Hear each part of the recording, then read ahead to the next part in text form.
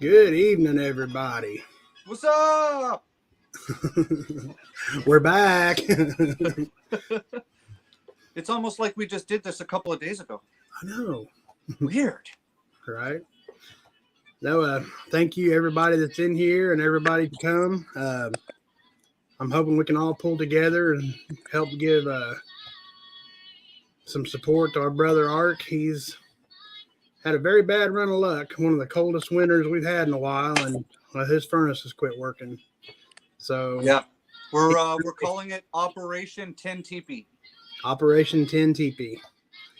And I can tell you for a fact because I lived the majority of my life in a mobile home, and those dudes are hard to heat and keep hot anyway, let alone if your furnace is out. I mean, because I've lived in a trailer with a kerosene heater. It's hard That's to cold. keep. Yeah. That's cold. Yep. But anyway, I hope everybody could find it in their heart to show some support. I asked Ark Wildman, he does have Cash App. He does not have a PayPal because I don't want YouTube getting their fingers on any of that money. So I would prefer, I know it might be a hassle to have to download the Cash App, or I've never used the Cash App myself, but I would prefer the money to go straight to Ark so he has it and it's accessible to him, because if I do it through Super Chats, I don't have the money to go ahead and pay it forward. So it's going to be like a month before I'd even have it in my hand to send to him. As opposed to that, though, could people not just email money transfer him the way we just kind of email money transfer to our friends and family and whatever? Is that another option? I wouldn't see why not. I've never done that. I didn't even know you could do that at Walmart until KY Survival 76 told me a little bit ago. And I had no idea. It's the easiest thing to do that way. I mean, because you don't need an app. You just do it right through your online banking. All you need is the other person's email address. I'm sure Ark Wildman has it on his about page or something. And then you can avoid the app. You can avoid any sort of that. It'll literally just go from A to B. You ask a security question. You can make the security question tin teepee or furnace or whatever, and Right. he'll get it immediately. There's no waiting. There's nothing. Just a thought. That's awesome. I like that idea. Because I'm not technically savvy, right? So having all these apps and stuff like this, it just gets way too confusing. I don't even use PayPal. I just, right. When Terry wants money from me or I need to pay a bill or whatever, it's just literally email money transfer. Right on. Well, let me scroll up here real quick and see who we got in the house. Been running around here all day trying to get stuff done, and I was late, very late. Combat Bacon, good to see you. True American Loretta, Independent Marine, good to see you, brother. I haven't seen you in a minute. Joe Morgan, Coral Tigger, good to see you back. Cat Lady, good to see you. Flo Grown, good to see you. Tiger 454, good to see you. Let's see here. Scroll down a little bit. Tamara Reynolds, good to see you. Ashley, good to see you. Thank you guys for being here. Jerry Robbins, good to see you as always. So I'm on my phone, but I've got my kid's Chromebook beside me, so okay. I can read chat. I just can't type chat. Just so you guys know, I can see, what's going on down there. Just so you guys know. And hello, everybody. You're all fantastically awesome. Stewart's Prepping, KY Survival 76, Big German, good to see y'all. I think that might. Hey, Rob, PMP, good to see you.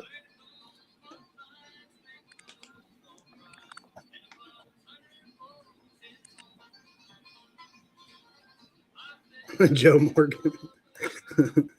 It sounds like it's pretty easy to do, man.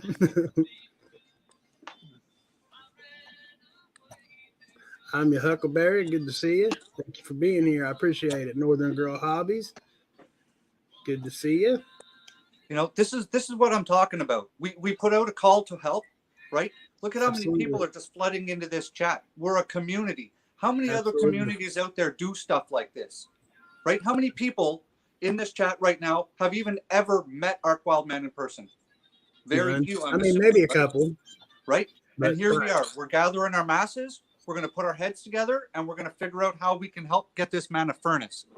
Absolutely. Jennifer Cruz, good to see you. Stands alone.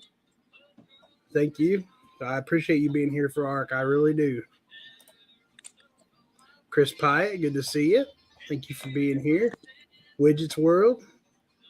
Lenny No. Yeah, there's a lot of people flowing in here tonight. Stuart, thank you for being here.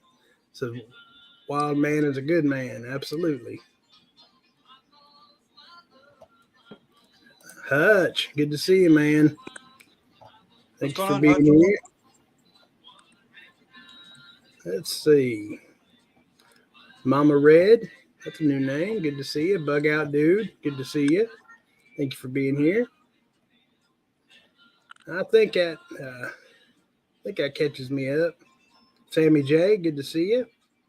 You have been away for a while. We don't have an agenda tonight. We have no topics picked out. It just whatever y'all want to talk about. We're just here to try to hopefully pull together some funds for Ark Wildman.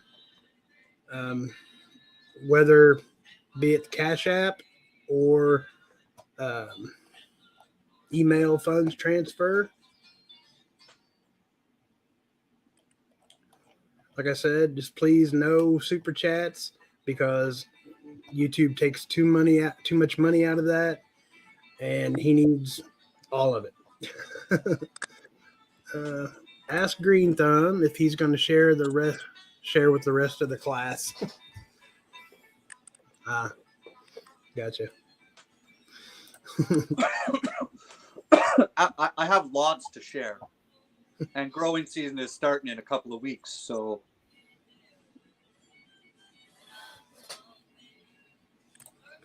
Mine either, Big German.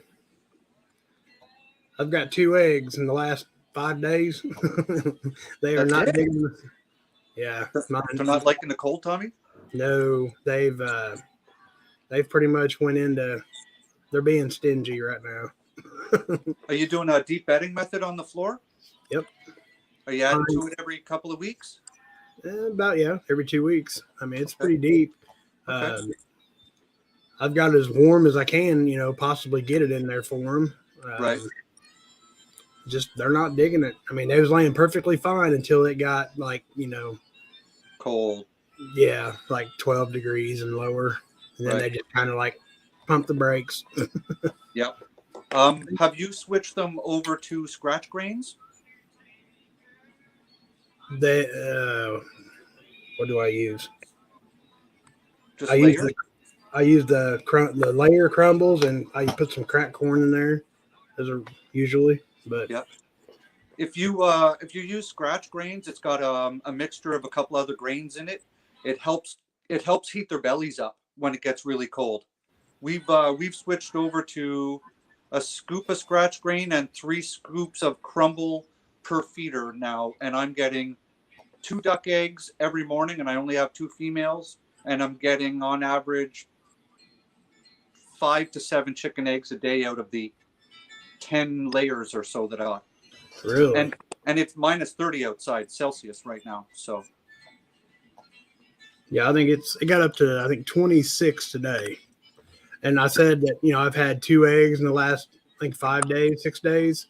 One of those was today. Have you checked to see if they've made a nest someplace you're not looking? Because mine have all stopped laying in the nesting boxes, and they're laying behind my feed basket now. Yeah, there's nowhere they can really lay that I wouldn't see it. I've got a big raised platform. You've probably seen it. The thing I built outside that has the roof on it. Yeah. But you can see back completely under that. So. Okay. I haven't seen anything. Let's see. Homestead Homeboy, good to see you. Carry Me Away, good to see you. See if anybody else has snuck in here. I don't see anybody. But yeah, moderators, if you guys could just continuously post his email and that Cash App link, I would appreciate it. And also, Me and Mrs. Papa, we're going to do a giveaway of our own, and we're going to do it for whoever reaches out to help Ark.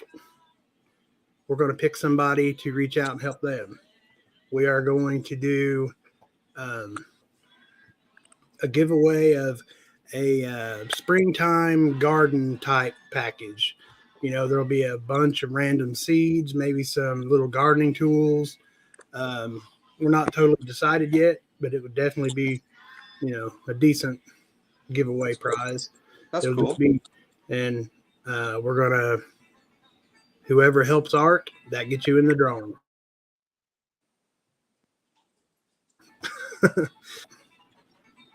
And I seen, did you see Pinball's giveaway today? All those seeds, that was really cool. No, I haven't got there yet. It's been a day. I've been watching a lot of the convoy videos, plus stuff Pat Ging's been putting out exposing the mayor and the chief of police. It was the mayor and the chief of police who had that GoFundMe account shut down. There's actual, there's video footage of them in a Zoom meeting saying how they did it. It's actually illegal what they did. There's charges trying to be pressed and filed right now. And Ottawa's under an emergency order now, a state of emergency. They've declared one. As of midnight tonight, no fuel, no propane, and no supplies are to go to the truckers under penalty of being arrested. Arrested. Wow. Yeah. Hey, there he is. Good to see you, man. We're going to see what we can get done to help you out, brother.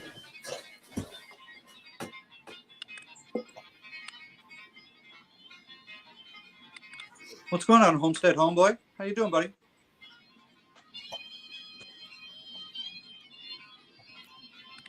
See if I can get this closer. Can I get this closer? Maybe like that. So yeah. So you guys know I'm leaving the homestead here. Just got here in November, but we're leaving anyways. And I'm moving back to a place where I'm really not going to have much garden space. So I put out a post on Facebook in one of the gardening groups I'm in. I've had incredible responses from people offering me their backyards, their front yards, That's different awesome. garden. Yeah, right. Like the community is great and that sort of thing too. So I've been offered up to 3,200 square feet of garden space in a community garden, but there's no water there. I have to haul my own in. So I think I'm going to do the 12 or 1,600 square foot garden plot and focus on things I won't have to hopefully water as much, right? Like put an entire row, let's say, of potatoes and bury them deep and then mulch the shit out of them. And there's free mulch on site there, which is nice. So I think that's going to be the plan, guys, this summer. So we're going to be rocking a huge garden. I'm going to be driving dump trucks again. I've already got a job lined up for me. So I called the old boss, told him I'm coming back to town. He told me there's a dump truck waiting with my name on the cab. All I got to do is call him. He's going to fire that truck up and off to work I go. But that's like 10 hours a day, right? Right. So having a 3,200 square foot garden and working 10 hours a day, I won't be able to maintain that. I have to be realistic, right? Is there any way, is there a choice or a possibility of actually making it a community garden? Like, is anybody willing to help? It's actually in a community garden, and that would be my plot. Oh, okay, I got you. Yeah. Got you. So I pay a yearly fee, and it's a strictly organic, no-till gardening, free mulch on site. There's a farm on the land, so they compost, I'm assuming, all of their own animal waste into, a usable product there. So it's not that far from where I'll be staying. I figure even if I go once a week and water the piss out of it, deep water with a lot of mulch is better than light waterings every single day, because your roots don't go as deep, right? If you water every day, your roots tend to do like a surface thing. But if you deep water, as the water goes down, the roots just chase that right down, and then you mulch that, and then you have a better plant overall because you have a much deeper root. more stable root base. Yeah, right. Makes sense. That's kind of the direction we'll be going. So if that's the case, I got to get my greenhouse up and operational and do a whole garden design plan. So if I'm going that way, I'll run you guys through while I'm doing my whole garden design plan once I talk to the landowner, and I'll give you guys I'll be showing all my charts for how I'll be designing each bed. There'll be 30-inch beds with 12-inch pathways between them. It's going to be wood chip pathways between, heavy mulch on the plants. I'm going to have to put all those huge tomato stakes back in the ground. Well, you guys all watched the Secret Garden build last year. So it's going to be like the Secret Garden, but 30 times bigger. Wow. But really, what my plan for that garden, though, is mostly survival type crops, right? We're going to do the onions, massive rows of onions, massive rows of potatoes, massive rows of carrots. I don't know if I can do garlic. I should have had garlic in the fall planted. So the Secret Garden is still loaded up with several hundreds heads of garlic. So, yeah. So, yeah, guys, spring's going to be real interesting. Let's see. What's going on, Shift? Hope that personal thing you were dealing with is doing better. Yeah, Shift Kicker, Monty, good to see you guys. Thank you for being here. Looking to see if there's any more. Deanna Walters, good to see you. Hutch's beard would keep Ark warm. That's funny. Hutch offered to just warm him up with hugs, and Ark didn't think that was a good idea. That's because they're not camping up in the mountains, right? Right.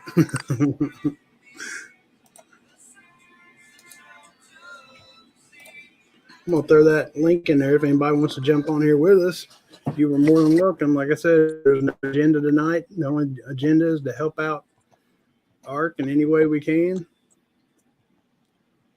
Yeah, going to keep it happy and friendly and upbeat and talk about stuff. Tooth Fairy, good to see you. But I do ask if you can, if you do donate, to please let one of the folks with a blue wrench know. That way we can get your name down so you can be in the drawing. I mean, you don't have to put it on blast on here for everybody to see. Just, private message one of them if you could. And just let them know. So what's up? Hey, Klingon, good to see you. If they drop these things that prevent me from going into public buildings, I can't, because right now I don't have my license for owning a pew-pew, right? Right. So if they drop all these mandates up here, I'll be allowed back in city-owned property, and I can take my course and finally get my hands on one of those things. Right now, I can't. For you guys that don't know, up here we have to have what's called a PAL, Purchase and Acquisition License, and I'm not allowed to own any sort of firearm until I get one of those. And because I haven't had the thing in my arm, I'm not allowed in any of those buildings. And last time when they got us off a lockdown, I called every place I could get my hands on before they mandated that crap. And the people who had been kicked out of the process before, when lockdowns happened, were grandfathered in ahead of me.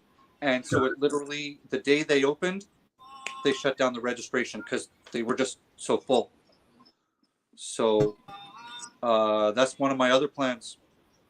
I mean, you guys are lucky, you hit a certain age down there, you can just go and take care of things. Up here, I have to take a weekend-long course. Ark Wildman! The man of the hour. Howdy. I just wanted to hop up here and say I appreciate each and every one of you. No problem, man. We appreciate you. Yep. Yeah, the only heat is we got a little bit of heater in there with my son's room, but rest house gets pretty cool except for the oven. I can imagine. Like I said, I Run it to live 400 and keep the door open all the time. Well, we have it about 350 and have the door open. Yeah. And then I turn the dryer on a little bit of the night, and a little bit of heat comes off because the hose is off underneath. So whatever we got to do, man. Like I said, I lived the majority of my life in a mobile home, and I know those suckers are hard to keep warm, even with a good furnace. yeah, they are. Yeah. This and it kept on burning the wires, and he said he wouldn't fix it anymore. Said it's a fire hazard. So Right. Yeah. There's only so many things you can beat a dead horse, right? yeah, he said it's just an old, outdated model, and said they wouldn't nothing more you could do. So what's your plan? You have an eye on one specifically that's going to fit your needs? Well, him installing one would be $7,000 for a new unit. Whoa. That's inside and outside. Okay. So I may have to go with like a window unit, a heat and air of some kind. Yeah, $7,000. Is that because it's a specialized piece of equipment because it has to go in your tin teepee, or right? Because I mean, you can get a furnace for a house probably for less than that. Well, it's the outside heat and air, and then the inside too. Yeah, I guess, right. It's not like sucking in basement air and just burning up basement air that just has to go through a filter that's already at 65 plus degrees. Right. But yeah, there wasn't no way I could do that. So. No. I don't know if anybody could right now. Yeah, it's a hard time for everybody, and I appreciate every little bit. It helps, and if you can't give, just send prayers. They're appreciated too. Absolutely. Yeah, I don't know.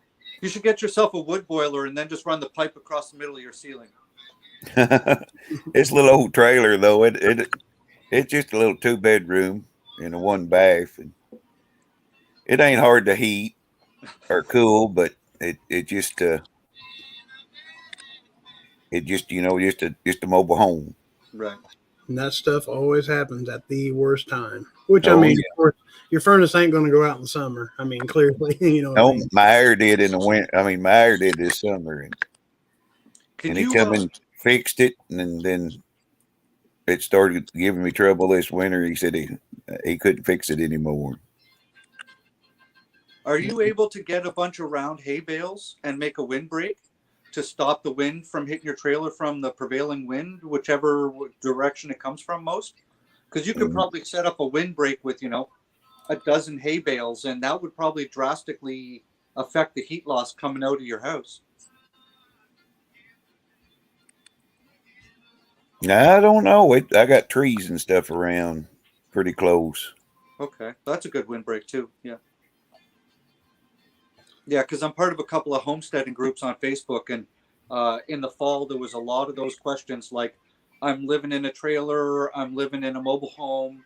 How do I keep my place warmer in the wintertime? And that's what a lot of guys were saying. Some of these people were literally just stacking round bales around the whole perimeter of their building. I've slept in a barn of a night before. That hay bales throw out heat. They do. Yeah, and they're not going to let any damn wind through them either. I finally found somebody that had round bales for the cows. Just got a car, and I've been hauling square bales, and that gets tedious, I bet.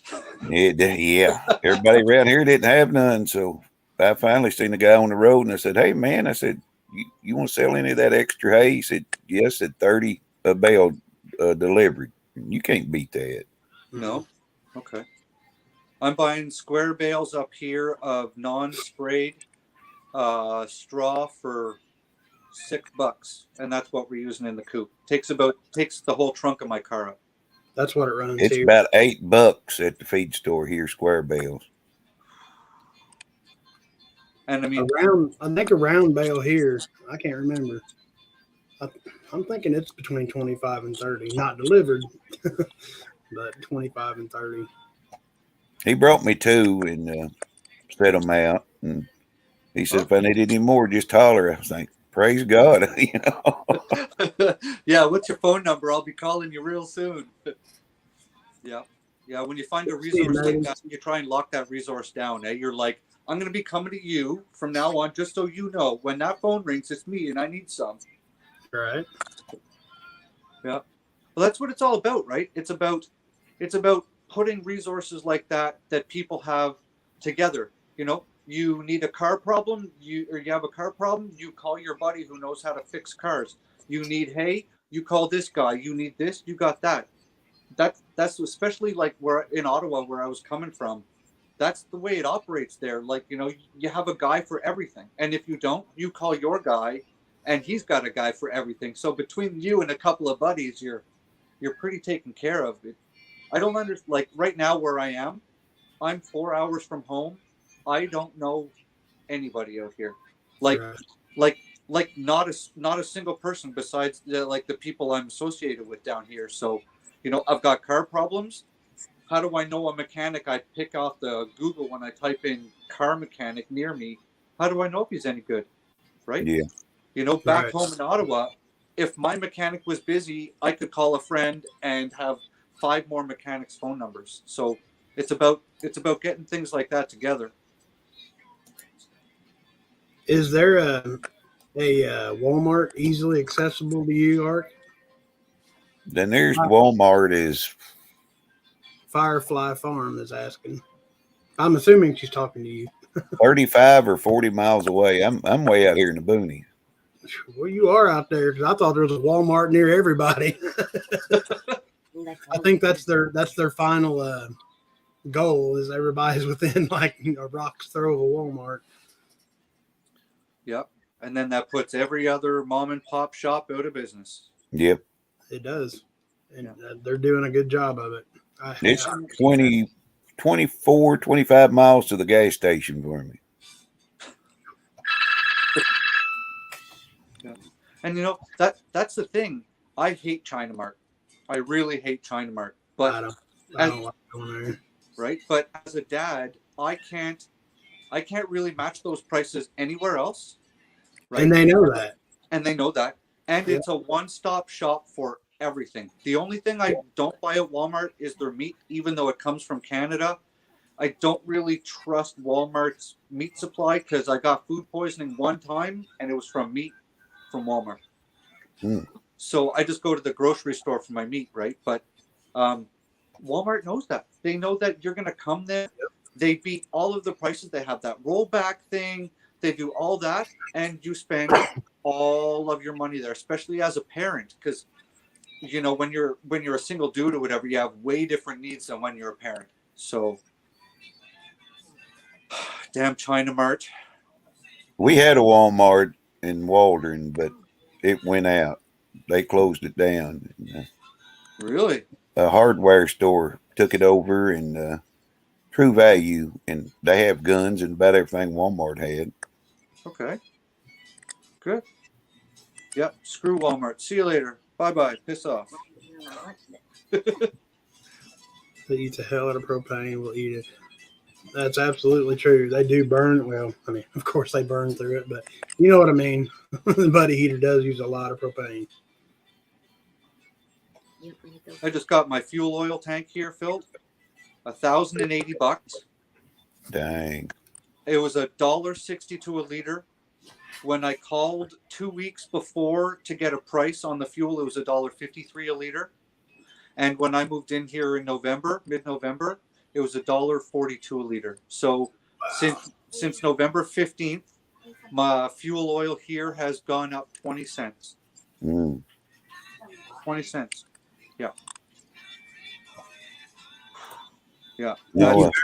Thank you very much, Homestead. We appreciate that, man.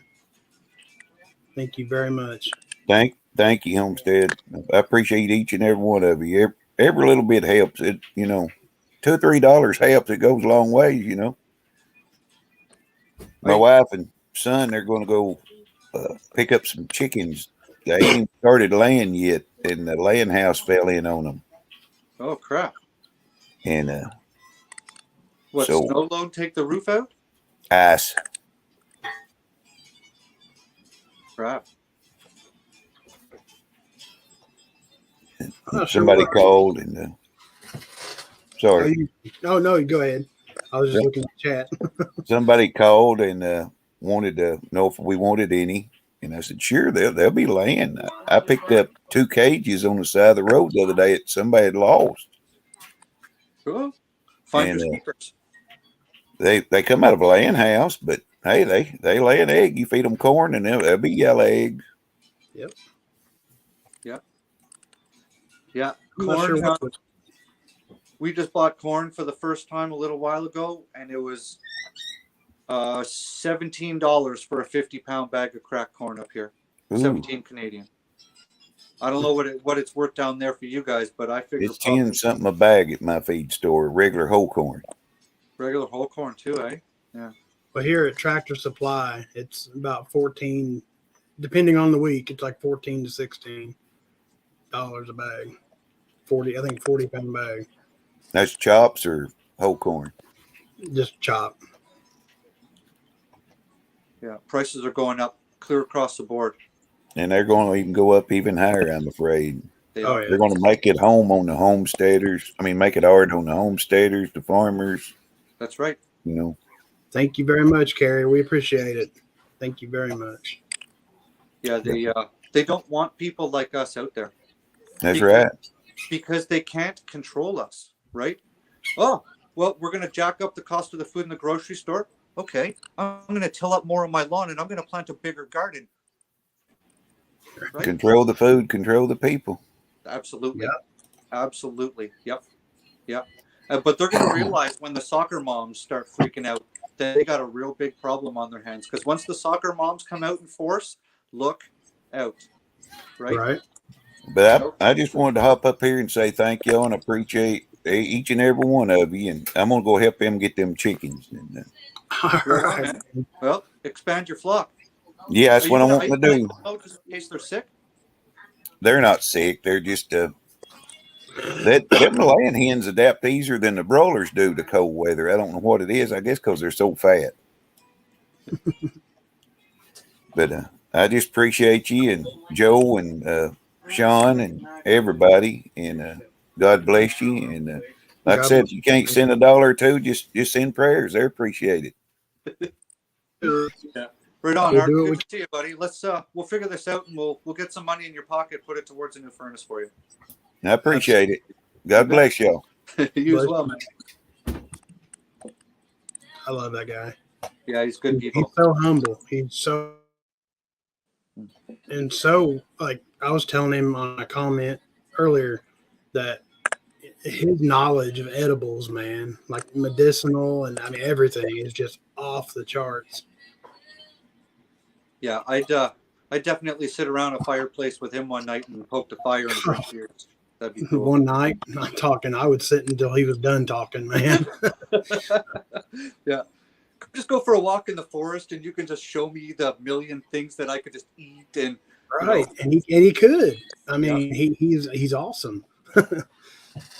Couldn't believe the price back this week at work on jerky and our motor oil. A quart of motor oil jumped to $8 this week at Circle K. I think it was like 6, maybe 5 and some change in a week. And then the jerky jumped to like $10 a bag for jerky. Yeah.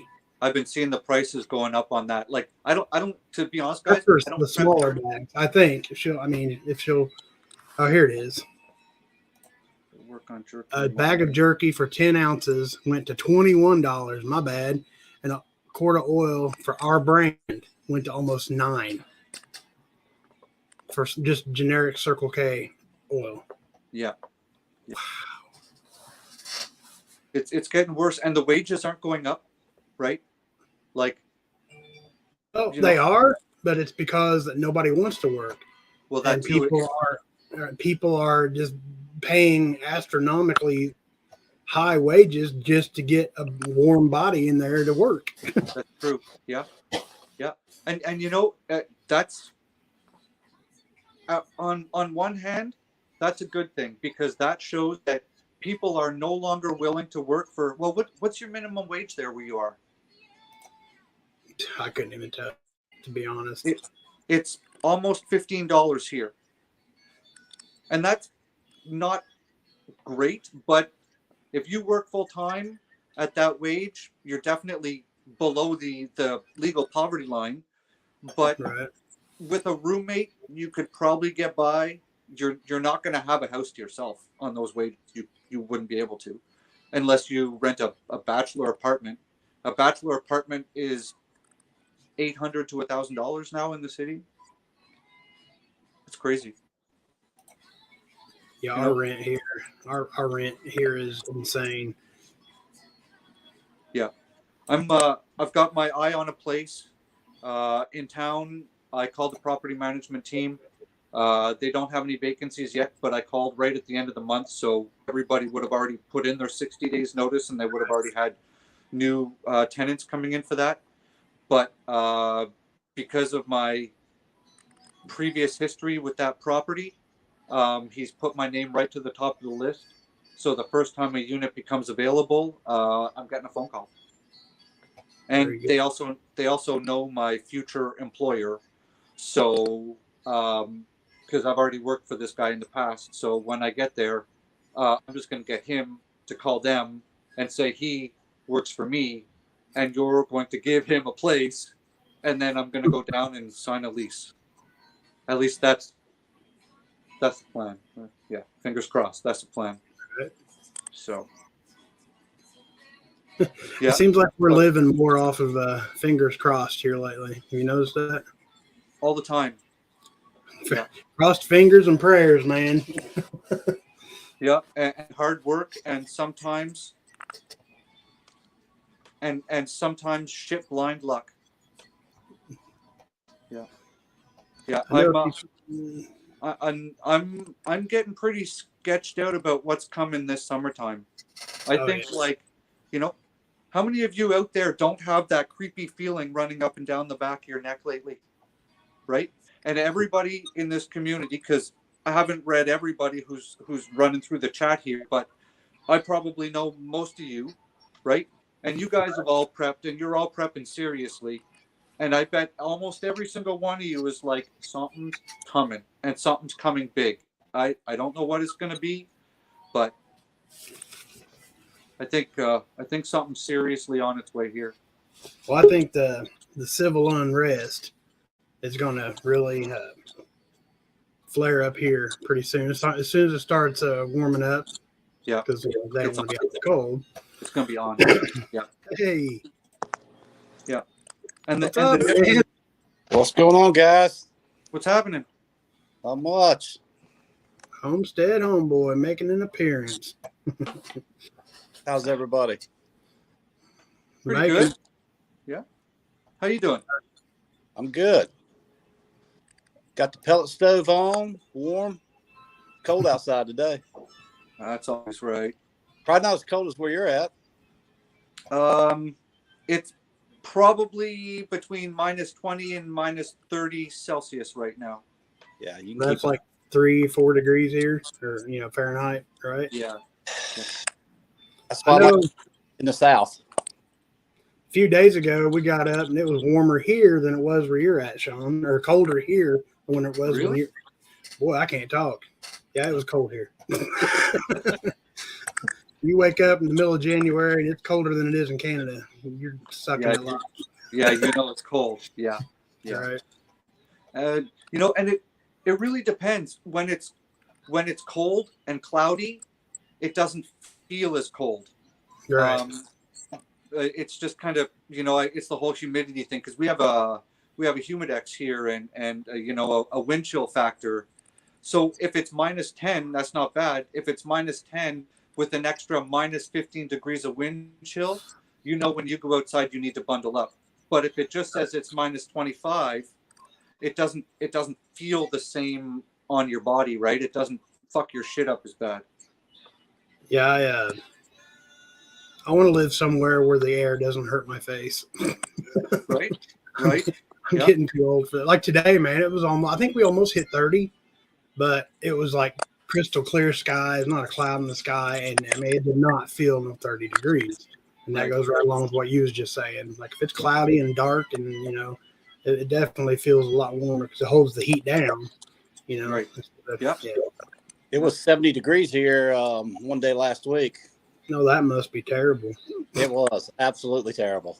My buddy travels for his work all the time, and he was down in South Carolina. Well, he just got back Friday, and he texted me as soon as he got in Seymour here. He's like, I'm ready to go back down south. It was 70 degrees when I left there. And he gets here, and it's like 7. Yeah, that's tough. Yeah, it's been I think today was close to 40, but it gets down into low 20s tonight. I think next week's supposed to be in the 50s maybe. Here, I'm in the mountains of North Carolina. Okay, all right. So that means you pretty much can't. Can you have anything growing outside right now, or is everything pretty much just dead? Like, can you grow cool weather crops like kale and spinach right now? No, I think it's too cold right now. Yeah, see, that's one of the problems about living up here. Our average planting date in spring is mid-May, and by end of September, we're getting frosts that are wiping out portions of crop. Right. So if you're not doing any sort of season extension with a poly, like a low tunnel or a greenhouse or anything, if they're just literally out in your backyard, you literally, once like mid-September comes, every day you're checking the weather on your phone. Like, is it getting close to frost tonight? Is it sort of close to frost tonight? Is today the day I rip all the tomatoes off my plant?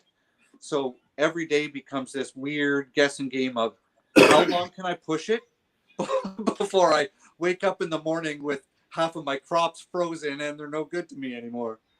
Yeah, that's how it is around here. About the last week of September going into October is when you really have to start paying attention to the weather here, because it can be, 70, 65, whatever at night, and then all of a sudden you're frosting and you've lost everything. Yeah, we've had some it's been cold the last few weeks, on and off. We've had some snow. We had probably 5 or 6 inches of snow, and then if you went 15 miles from here, they got about 12 inches, 15 inches. So is that average for you at this time of the season? It's probably normal. About every 4 or 5 years, we'll get a pretty good snowfall. I think we've been here for 6 years, I think, in this area. We moved from North Carolina, and I think we've had the biggest snowfall we've had was about 12 to 14 inches a couple of years ago. Pretty big snowfall for us. Right. Yeah. Yeah. No doubt, eh? Now, do you guys usually put winters on your car? No, tires? Just all season type tires. Yeah. Right. So you get 12 or 14 inches of snow. That'll shut everything down, I bet, eh? Yeah. We have a Jeep, and we've got a Jeep Gladiator, and that thing goes. It's like a tank. It'll go pretty much anywhere. Yeah. 4-wheel drive and giver. Right. Exactly. like Tommy's vehicle, that tank he's got up there. Oh yeah, I'll tell you what, man. I've heard people about the H3s. Either they absolutely hate them or they love them. Oh, I like them. And through all this ice and stuff, man, I never spun. I never, not one time, got even close to being stuck. I mean, it cut right through it. I mean, they're not built for speed, but so far it'll go about anywhere I want to or need to anyway. That's all you need right there. Absolutely. Yeah. I would rather have a multi-purpose vehicle instead of a real fast vehicle, because I'm too old to worry about speed anymore. Right. Yeah. Speeding tickets suck. They do.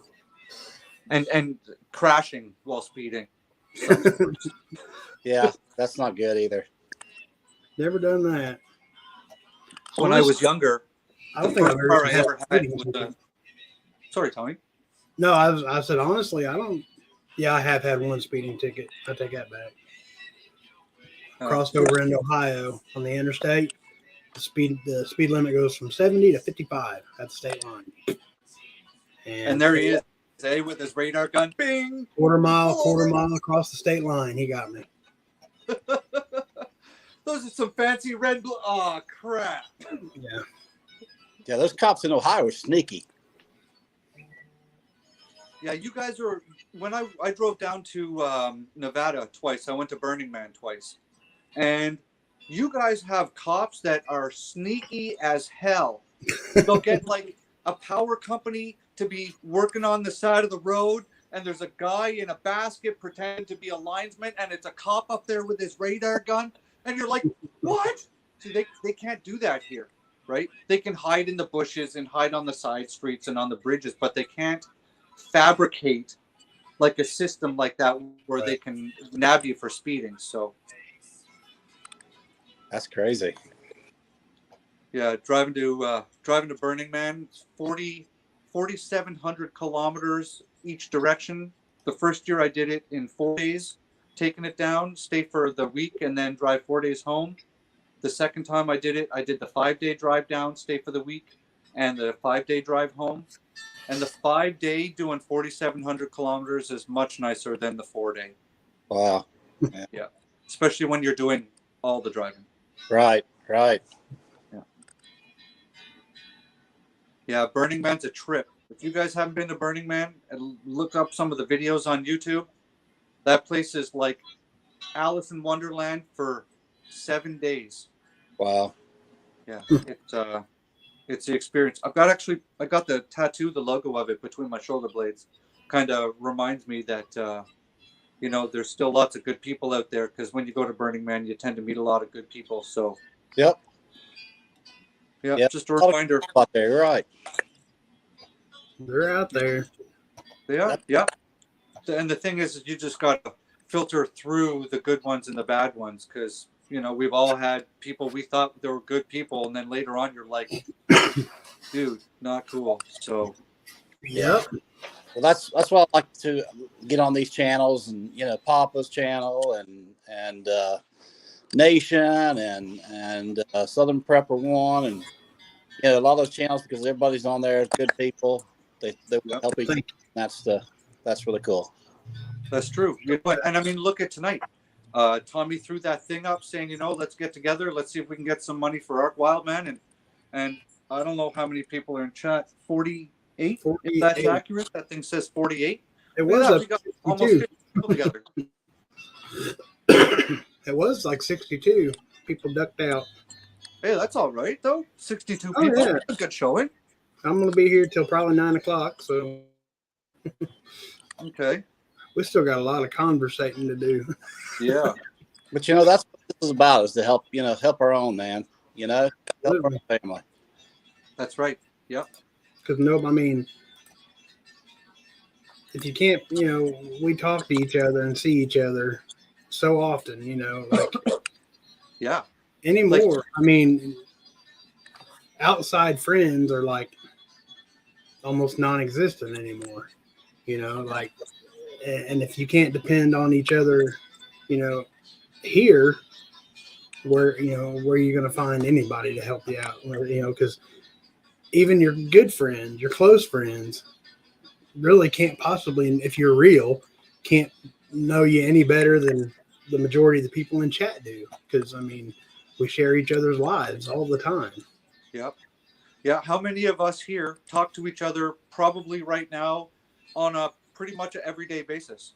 All right. It kind of starts off in Natives chat in the morning, and then runs through Prepper Nation, and Hutch was doing that lunch thing, and Lazarick does her food things over the course of the day and stuff, and people kind of come in and out, and then we're doing this sort of thing at nighttime. I spend more time talking to you guys on here than I do people in the real world now. Yeah, our own families. Yeah. Oh wait, I have kids. I'll be back. Right. Kids. Yeah. It's awfully quiet. Yeah, I got 2 big kids around here somewhere. 2 big old Roddies. Nice. I've got a Roddy too. He's in a wooden box up on my dresser. Oh yeah. He passed away a few years ago. Yeah. Yep. Yeah, his name was Cody. He was about 120 pounds. He looked like a black bear. He had like long fur, like imagine a lion's mane on a Rottweiler's neck. Was he a German Rot? No, we We suspect that he was part Bernese Mountain Dog, Oh wow. but I met his parents and they look like normal Rottweilers. So the vet says that either apparently Rottweilers have a recessive long hair gene that you rarely see. So the vet thinks that either that gene popped up in Cody or he was Bernese Mountain Dog somewhere down the line. But I met his parents and they were just normal looking Rottweilers. So Yeah, we have a German Rot, our boy. He's about 140 pounds, and then we have a female. She's an American Rot. She's about 115. yeah, I Mean. bet people She's don't just walk onto your property either, do they? Well, they're inside dogs, and we don't let them around. But no, you wouldn't want to. My male growls at me. I mean, he's definitely a mama's boy, and but he's a great dog. He always wants. We've never had a dog that's always wanting to be touched. He's always wanting to be petted, and he's got to have all the attention. Right. That's the way Our it female, is. she doesn't care. She'd rather just sleep. Leave me alone. Excuse me. Yeah, as a breed, I love Rottweilers. My first Rottweiler was a King Rottie. Her name was Tam. She was about 130 pounds. One time, when I was living at my mom's place, my mom had the dog in the back of her Cherokee, and the back tailgate was open. And the dog jumped out of there when Mom was bringing in groceries, and some little Asian dude was driving past the front of Mom's house in a little silver Honda Civic, and Tang ran into the side of the car, right? It pushed the dude's door panel in an inch and a half. Wow. Because there was some guy was walking his dogs across the street, two little black lab puppies that Tang didn't like. But yeah, man, she hit that car so hard trying to cross the street that the guy had where's my camera? His door panel was pushed in that far at the seam. Apparently Tang just shook herself off, got up and walked up to the front door. Nice. Yeah. They're built like tanks, eh? They've got so much. Their bone structure is so strong. Yeah. Yeah, they're great. They're great dogs. Whatever, guys, I'm gonna get off here, Papa. I just want to get on here and say hello, and I'll get off here and let somebody else jump on.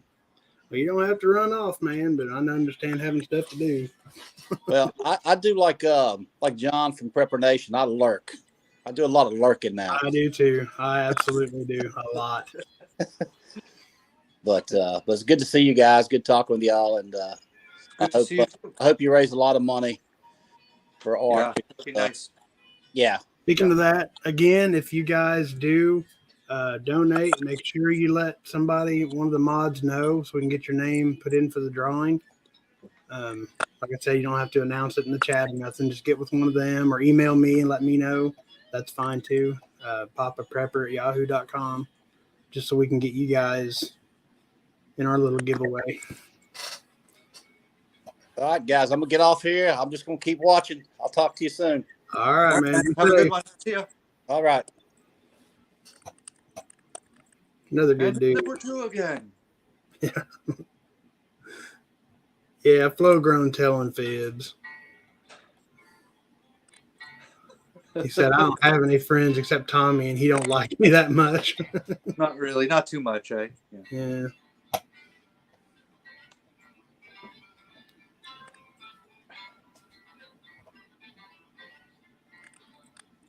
Thank you, Blue Vandal, and good to see you. I didn't see you come in. And Sherry Leach, I seen you in here too. Glad you could make it.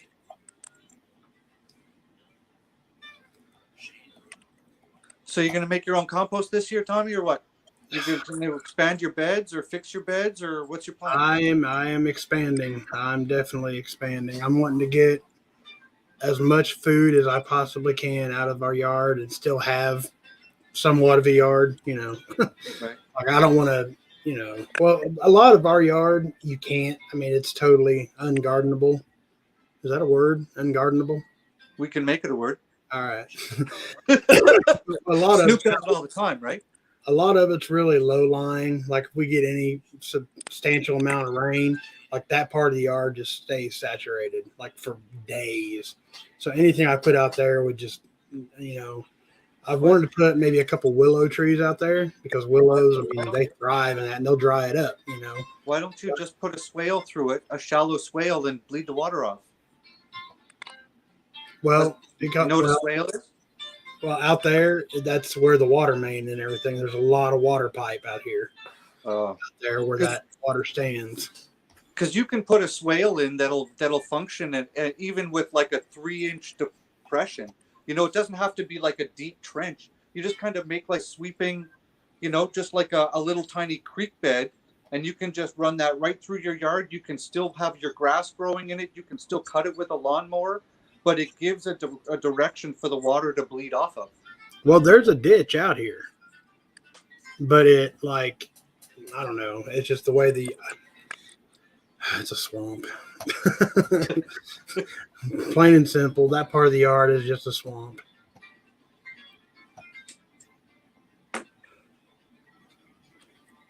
Do you know how much you're going to expand? What are you thinking? More beds? Beds? What are you thinking? Just straighten the ground. I'm going to start my seedlings and everything like I did last year and harden them off and just go straight in the ground. I wanted to do raised beds, but too many projects, not enough time. I also have all these old windows, man. I could have a phenomenal greenhouse. Cool. I just haven't had time to build it or the money. I mean, lumber's still not that cheap. You can always go get lumber from some place that mills it on site. It's way cheaper than the store, right? Because it's just some dude's logs. It could even be rough done. You know, you could get doesn't have to be dimensional lumber. Right. You know, just go up to a whole bunch of fucking 2x4s or 2x6s and in full dimension, and just build it right out of that. Yeah, I mean, 2x4s I think would be substantial just for a greenhouse. I mean, especially with, you know, just plastic roof and, you know, whatever. It's not like it's. And this winter was a fluke, like with the ice and stuff. So, I mean, I don't really think I have to. I say that now until it happens again next year, but. Right. You know. Yeah, but I mean, for the winter, you could always throw a tarp over top of it, right over the peak. If you're expecting a big snowfall, get one of those $5 big tarps. That's very true. When the snow hits it, it'll just slough off the roof. When the storm's over, you could peel it back off the roof, and away you go. Always options. Always options.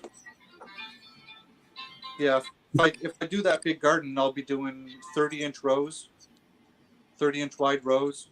Mm-hmm. And I don't know how long they're going to be because I don't know the dimensions of what that plot would be, but they'll probably just be straight rows all the way down with wood chip pathways and make it as convenient to water as possible. Yeah. Mrs. Papa said we're just going to adopt Sean. I've told Sean on more than one occasion if he could ever get down here, he's got a place till he gets established. Yep. Come down, see all you people in real I'm life. focus. Yeah. Right. Yeah. She said, just bring your knowledge and energy here, and we'll give you a bedroom. LOL. Sounds good. Yeah, I'd really like to meet all you guys in person. You know, there's all these meetups over the course of last summer and more coming this summer. And right now, I can't leave. Right? I can't get on a plane, a train, a bus. Like, this is just silliness. God bless you too, Homestead. Yeah, right, buddy. Yeah. Pallet wood around here, if you can find it, it's like gold around here. Yeah. Used to, man, those things would pile up everywhere, and people just.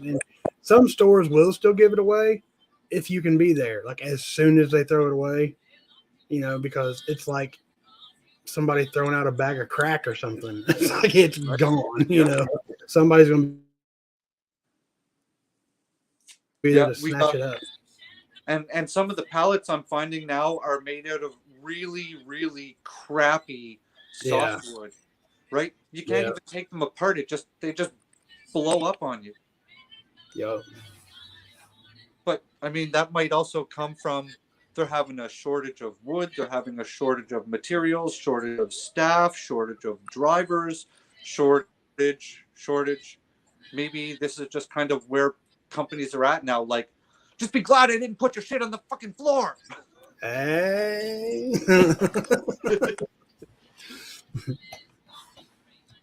Homestead said crack. Did somebody say crack? LOL.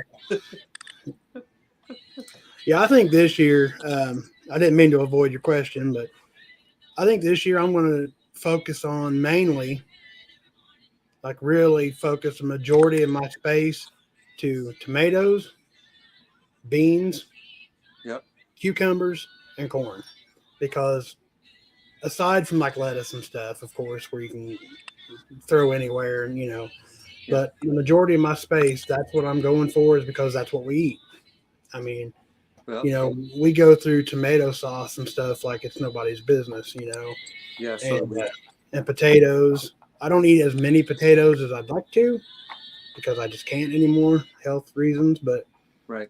yeah, potatoes, as many as I possibly can. Like last year, my potatoes sucked. I mean, I used the black grow bags, and they did great. They did great. I mean, they were beautiful, huge, coming up out of the top of these bags. I kept adding dirt like you're supposed to, and there towards the end, I mean, it was time. Time to harvest them. So I opened up the side of the bag and started digging and digging. What's going on? I got like 5 potatoes out of each bag. Like, I don't know what happened, man. They were beautiful. They just didn't produce. I mean, nothing. So, how big were they? The plants? No, your potatoes. Oh, they were, I mean, nothing. Oh, no. So, like, it takes 2 whole baskets of potatoes just for you and Mrs. Prepper to have dinner. Yeah, I mean, there wasn't even enough for anything. Hold on. We got a bunch of those. We got, but we grew some fingerlings and stuff out front, and they worked really well. Like, for the amount that we pulled out of the ground compared to what went into the ground, the potatoes we harvested out front, I think I did a video on it. That was definitely worthwhile. But I mean, you guys saw some of my other potatoes. Some of those, some of my potato things did not work out well. I want to do a lot of potatoes because they're a great survival food, right? Like, oh yeah, and you can do so many things with potatoes, and especially with having kids. I can't just keep cooking the same thing over and over again. right. But I can make wedge fries 3 times in a week with different types of seasoning on those wedge fries and a different dipping sauce, and the kids are happy. Right. Right. So things like that. To grow red and yellow onions, if it depends on where you're living, pretty much from North Carolina right across the U.S. kind of divides it. So if you're above that, you want long day onions, and if you're below that, you want short day onions.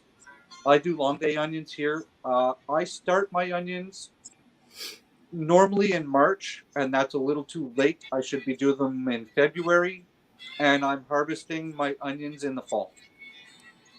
Like last year, we harvested our onions, I think, mid-September, maybe. They're about like 110 days, even longer. But the nicer and larger your onions are when you plant them, the healthier onions you're just going to have over the season. Because if you plant little itty bitty tiny onions that are like the size of a chive, like I've been growing onions 10 years now, and when I plant them that small, because sometimes spring has been a big rush on certain garden things and they didn't have enough time, they tend to not do as well. So the bigger your onion can be when you put it in the ground, the healthier onion you're going to have, because you're already planting like that little tiny onion head, as opposed to just a little bit of white and some roots in the ground, which bakes usually within the first couple of days too. I prefer to do them from seed as opposed to onion sets, because onion sets, they don't store over the winter time. because they're last year's onions technically, right? So, right, because to get onion sets, what they do is they start onions, and they get them, to get up to a ball about the size of the standard onion set, and then they just turn the water off on them. Hey, FSP, what's going on? How's it going, man? Hey, y'all. Hey. Hey. Grand solar minimum will change the way you garden. This is real if you do the research. Absolutely. Yep.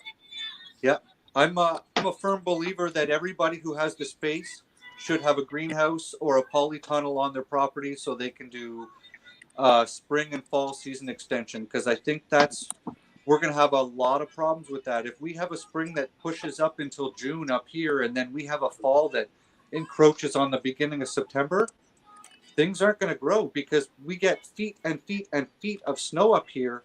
So if it takes a month for all of our residual snow to melt off, there's not going to be enough time to grow a season of corn. They won't be able to grow soy here. They probably won't be able to get wheat to a wheat head. All right. So grow your own food, guys. Like take that seriously. I love y'all, by the way. I'm just saying that because I care about each and every one of you. Absolutely. Food's important. Food's important. Very important.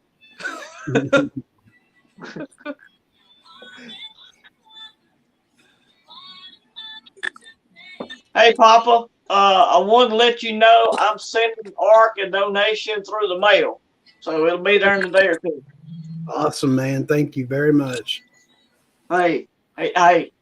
He'd do the same for me if he could. I know he would. Absolutely. And the best part about it going through the mail is there's no paper trail for that. You just sent him a birthday present. Absolutely. Well, I only keep enough money in the bank to pay the bills. So that way, if they shut down the banks or whatever, I'm not losing a lot of money, but I've got cash here. So I can do it that way. Absolutely. That's the best thing to do. Because your bank, I don't know about you guys in the States, but up here, our banks make 10 to 1 on the money that they hold from us in our bank accounts. They're making 10, I wouldn't have it. right? I don't want my bank to make any money off me. They declined me for a $3,000 loan when I was making $4,000 a month. No joke. Yeah. I didn't have the money that day. I was going to get worse. With all this ESG crap, if you're not buying an electric vehicle, they're not going to give you a car loan, stuff like that. That's the way it's fixing to try to put that on us. Oh, yeah. Yeah.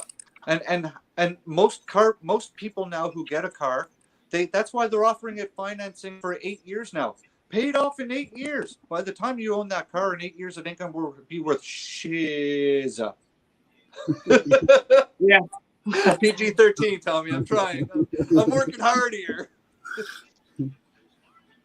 It's not like back in the day where you buy a car in the 80s, even the 80s, because I was born in late 70s. Cars in the 80s were still driving around in the 2000s. Yeah. I owned a 91 Honda Civic, and if I hadn't wrapped it around a pole doing 120 with no airbags, that car'd probably be on the road too. But still be going.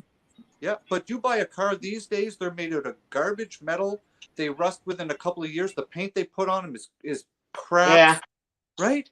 And they want these cars. They started doing the base coat, clear coat, and the acrylic enamel was just 10 times better, man. It really was.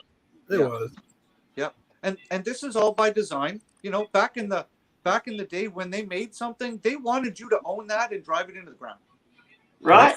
Now they want you to finance it for 8 years and then sell it off or give it back in for a trade-in, which they snip your balls off on when they do it. And then they're going to finance you a car for another 8 years. They locked you in for 16 years of your life. You're making payments to them. Yeah. And then they have the nerve to tell you that they're going to start putting that auto shut off and all the other they're going to start cutting you off. Like the government will have an option to cut your car off now, so you can run from them or whatever. I don't know. Well, so imagine if that gets hacked and you're driving down the freeway doing 7 miles an hour, and all of a sudden your power steering turns off. right? Or your front brakes lock up and not your rear, or your rear and not your front, and now you're doing this. You know, if they are hacking, if they're hacking government facilities like the 3-letter agencies that happened, you know, like 6 months ago or so with that big hack, if they can do that, they're going to be able to hack through a car manufacturer's security protocols. Like, Yeah. there's no question. We got somebody else back here. Oh, who we got? What's up? What's up? What's up? Yep. Yeah, I came over from Hutch's channel. Yeah, Hutch's, because I saw you, Papa, on Hutch's the community live stream. Yeah. Good deal. Yeah, I heard people mention your name. I just never checked out your channel before. I saw you on there. I'm like, I heard Papa. I always thought you were just like, you know, an old ass motherfucker. If you don't mind me cussing on here. Yeah. Oh, okay. I'll keep it clean. I'll keep it clean. It's no problem. I appreciate it. I'm a guest here. PG-13. I'm okay with that. Family show. Good people, Bug. Yeah. Well, I appreciate Yeah. No. I've been I've been watching. I hear you, man. I got a 98, and I'm looking for a pre-98 truck right now too. That's a good plan. Yeah, I do all the work on my own cars too. So. Nice. Yeah. And Very get them good. before they put all the electronic crap in them. I want to get myself an old diesel Suburban with the gate doors on it. That's my plan. Yep. Get an old turbo diesel in that thing. Yeah. It's going to be my bug out vehicle, like end of the world. Yeah. Custom steel bumper on the front. Yeah. Very nice. Absolutely. But yeah, it's all with something like that. I'm a big fan of diesels because, like, for me up here, right, it's minus 25, minus 30. I'm up in Ontario. If I have to bug out in something like that, being a diesel, I know I can park it and run it and keep warm, as opposed to being in a gasoline vehicle where, you know, I'm going to go through way more fuel. I'm not going to get the same heat output, and I'm going to destroy my injectors. Yeah. Right? But with a diesel, that thing just chugs along, happily just chugs along. I just got to make sure my fuel doesn't gel. I'll put fuel conditioner in it. Right. But yeah, that's kind of my bug out vehicle goal, and I want a full-size school bus. Nice. Yes. Right? Yeah, I have Hey, an y'all, uncle. I'm gonna go ahead and get out of here. I just wanted to let y'all know, and hey, if you're in the chat and if you can give $1 or $2 to Ark Wildman, there's no better person to be giving it to. I'm telling you right now. So y'all have a good one. God bless You too, man. See you later. You too, man. you. Yeah. Being here. My uncle actually has he converted. It's like one of those. I don't know, like old person transport vans almost. You know, it's kind of like mid-sized. You know, one of those like kind of community transport vans almost. Yeah, Yep. he put like 2 twin beds in there. You know, he's got his own like little propane heater. It's pretty cool. That's why I would like to do that with one of the little the mini school buses. Yeah. Me and the wife's talked about doing that, but you know. Yeah, he there's always that travels money around, thing. does gun shows and stuff. So yeah, That it's would pretty be cool. awesome. Right. And you know, the nice thing about getting a vehicle, especially a school bus, and I don't know if everybody knows this, but school buses are designed to withstand the weight of the bus, and again, a half a weight of that bus on it upside. Where's my camera? Upside down, right? So the roof of a school bus has to support the weight of the bus, and again, half of the weight of the bus to accommodate people. So that's why school buses are so damn safe. That's Right. cool. I didn't know that actually. I didn't either. Yeah, and the floor is already rubberized, so you know you've got the insulation protection. Some of those school buses came with a DT 466 motor in them, which is pretty much bulletproof. I drove a dump truck with 700,000+ K on the odometer with the DT 466, and I blew smoke, rolled coal all day long in that truck. That's awesome. My mechanic also dialed up the fuel pressure though, so that that helps.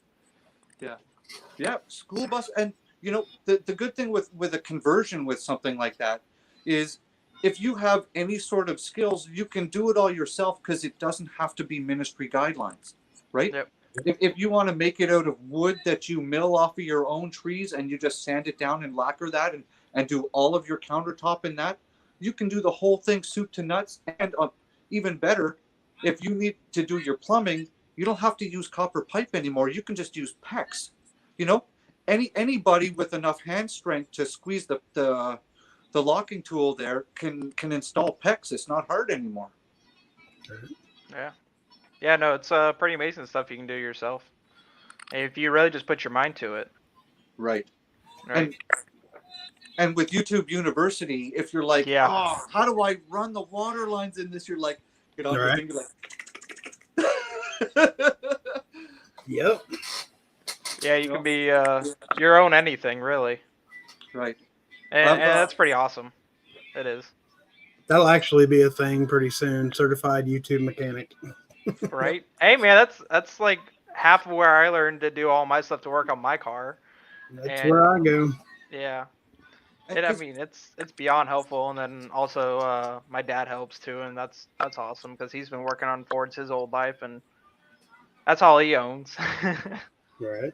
Yeah. And you know, sometimes that's the thing when you need to do something like that, you're like, I don't necessarily need to learn how to do it, but watching someone else go step by step, and you're like, yeah, right, okay, that makes sense, yep, and that I thought so, and then you know, oh, and that's a 12 mil socket way down there that I can barely reach. That's why I couldn't get the 10 on it, right? Yeah. So. Yep.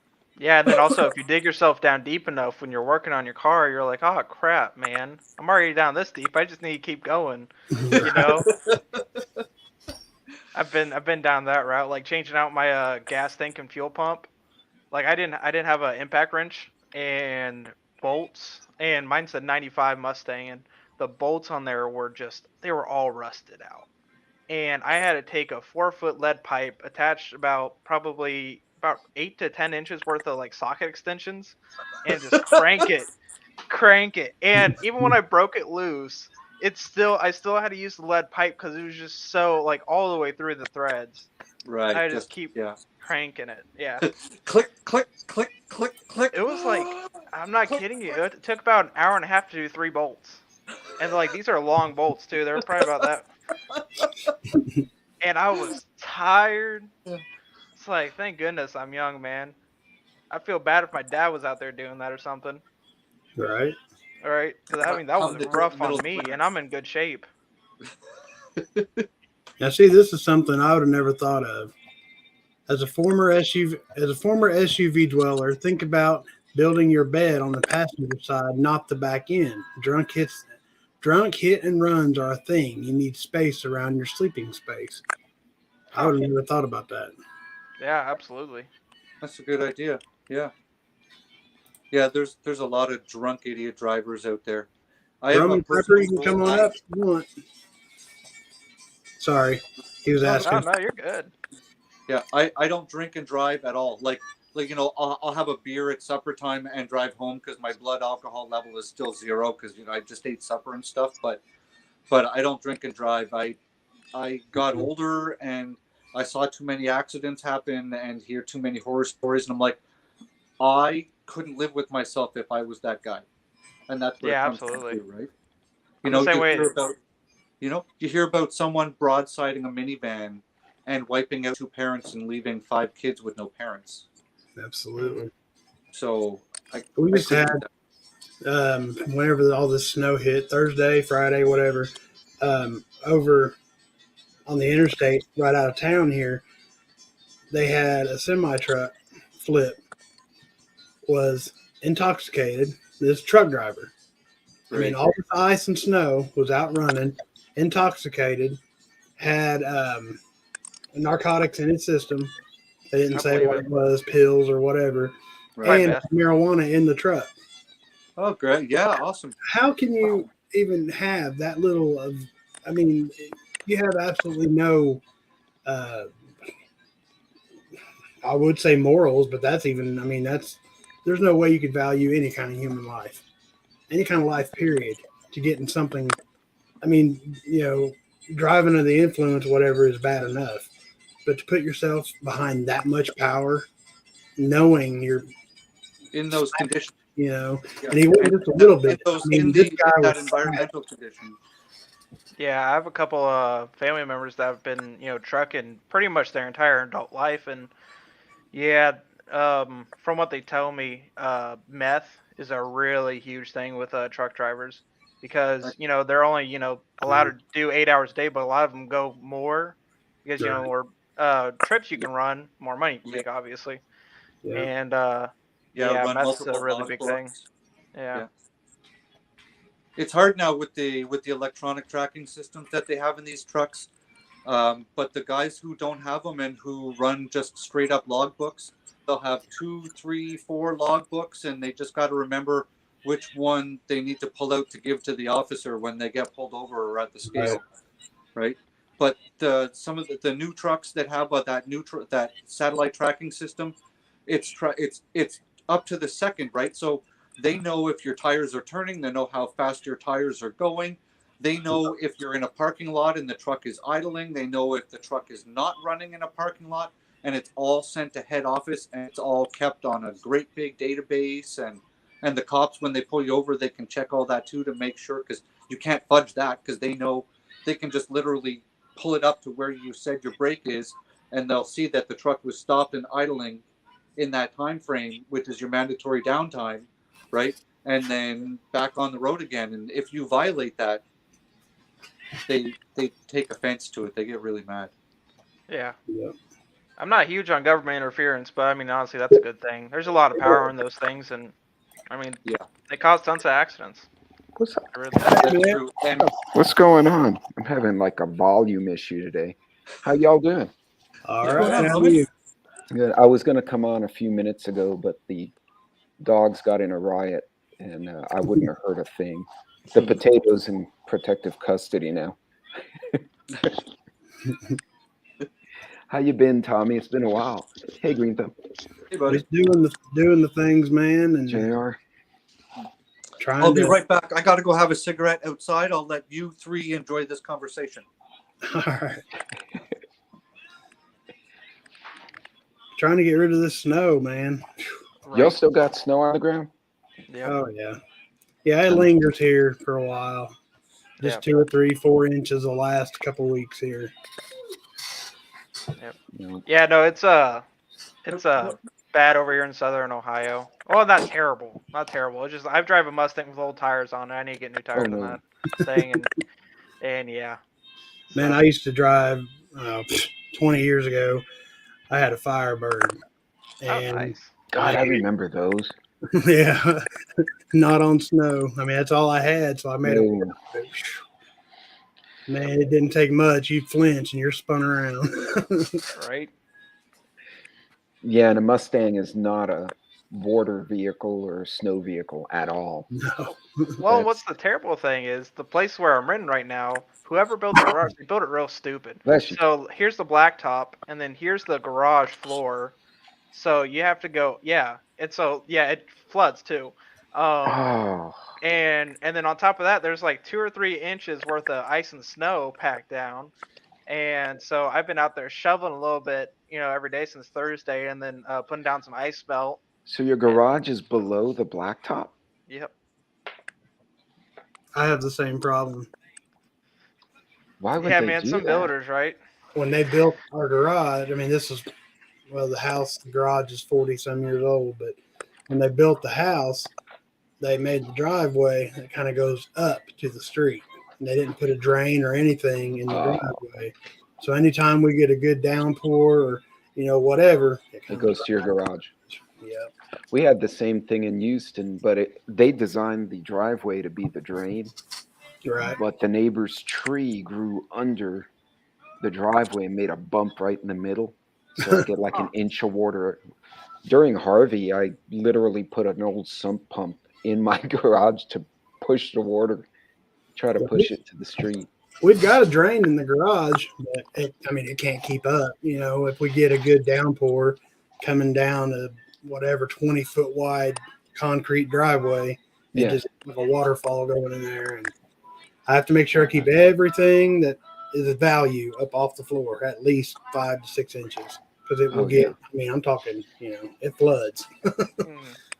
Oh yeah, and that does no good for the frame of Mhm. that part of the building or anything like that. No. Yeah, mine's just a concrete block pretty much with a wood roof. That's it. No, It's well, very the poorly concrete won't made. go anyway. Yeah. Oh, But that's yeah, so hopefully tomorrow I'll be able to get out of my garage for the first time in like 4 days. That'd be nice. But you know, I'm prepped, so. I bet, man. You're fixing to get Firebird. That's on my bucket list. I want another Firebird so bad. Can you even find them anymore? I guess you'd have to. You can around here, but it's hard to find them. It's not all rusted out. And, Yeah. You guys know what IROC stands for? Like the car? I used to once upon a time. what but it stands like, what the actual IROC stands for? No, it's just kind of a joke. Italian retard out cruising. Oh, Is okay. that type of car up in Canada or what? Yeah, it's kind of like a Camaro, right? The IROCs, the old IROC, IROC. yeah. Oh I man, can I've say never that heard of because them. I'm Italian. I can do that whole, no, I Alright. grew up with Italians on the East Coast. I should go call one of them and say, "Hey, dude, I heard the best joke ever." That's funny. And then I get called all sorts of words. You got a JR, what part of Houston? Oh, I'm not in Houston. I'm in Southern Ohio. Oh. I think, I think that was me. yeah, roaming prepper.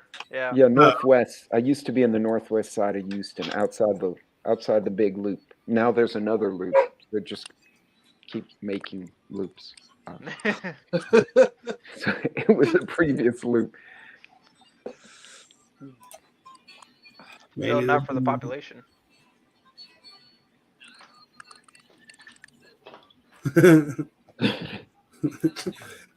He's absolutely right. IROC Racing, Coral Tiger.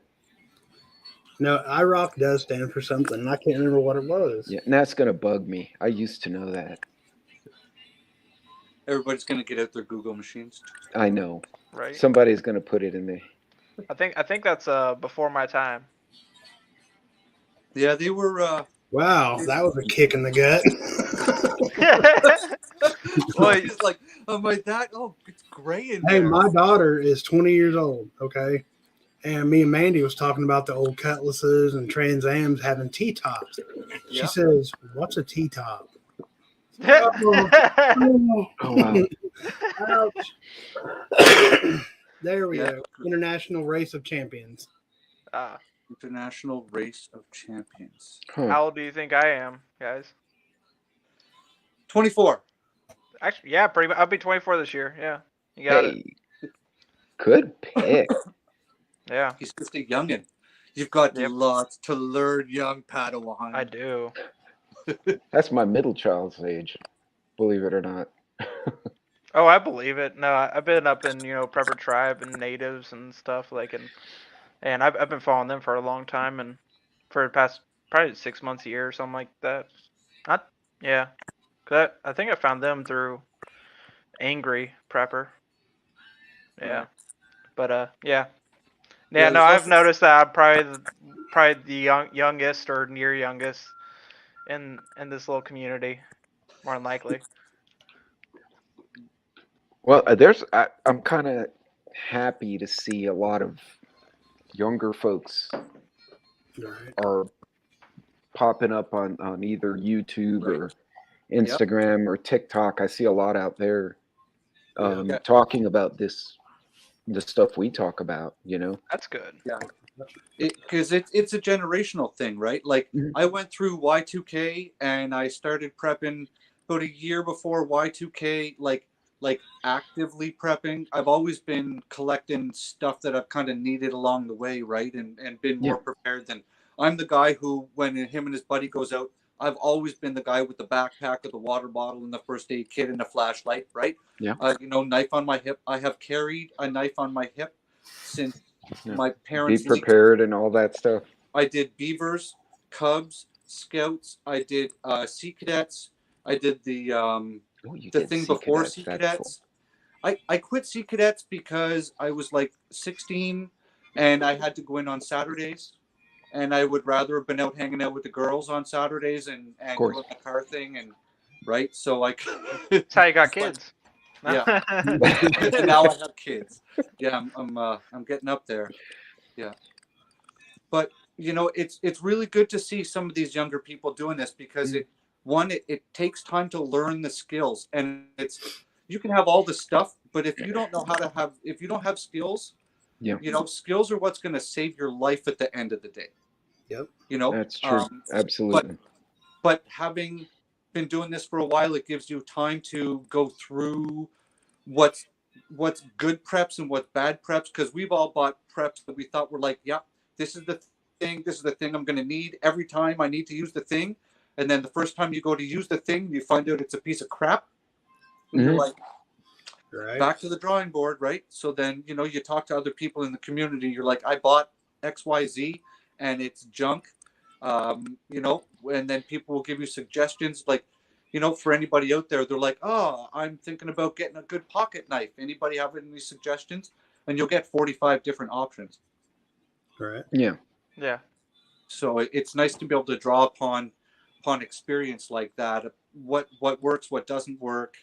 And there's a lot of junk out there. They sell a lot of junk to people who want to buy preparedness stuff, because they assume a lot of the people, if they're buying it, they might not know what they're buying. They might be like, I was told I need a flashlight. So they'll go and they'll buy $100 flashlight, or they'll buy a $10 flashlight from Walmart, and they drop it once on a rock camping, and now they have no flashlight. Yeah. Right. So I'm at the point now where if I'm buying a prep that's going to be important to me, I don't skimp on it. Like, period. I needed an axe, right? I'm an axe guy. I collect axes and I collect old saws. My axe that's on my bug out bag is a Grand Forest Brooks small forest axe, and it's like $220, and it's only as long as my shin is. But I will have that axe for the rest of my life. Yeah. Right. It's things like that. That's where I'm at now. I bought the crap in the past, and I found that when you buy crap, when you really need it is when it's going to fail you. Yep. One suggestion I've had for newer folks, especially if they're on a budget, because times are bad, right? You got a lot of young preppers coming out of high school or college, and they're broke and they can't find a job. Right. Or the company won't hire, whatever. It's not a great time to hit the job market for some people. Right. And I'll tell them, look, if you got to start, you can start cheap. Understand you're going to get what you pay for. Right.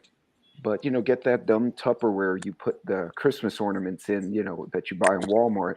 Yep. Get a container. And here's a list of very basic things. Just start there. That's true. I said it'll give you a little bit of peace of mind. But as you grow and learn, like you said, okay, that crappy flashlight, let's go get a mag light, or go get a Lux Pro, get something a little better. That's right. Yeah. And so I guess you got to balance the budget and the time with what you can get. Anything's better than nothing, but like you said, you got to understand some of it may not be great. Right. Like you hear time and time again, well, what's the best firearm? What's the best, pocket knife? What's the best, the one you got when you need it? The one that works, right? It's the one, and it's the one you can access. Yeah. I mean, for me, if I was just starting out, I'd rather have $100 bug out kit, than I got the $100 knife. Oh, absolutely. Yep. Having and starting out, just knowing that you have that Tuppermade or that Rubbermaid bin that has a rubber poncho and a dollar store emergency blanket and a couple of cans of Spam and some tuna and some ramen noodles. It doesn't have to be high end for it to work in a situation like that. That, you're going to grab that, you're going to throw it in the trunk of your car, Bob's your uncle, and you're out of town.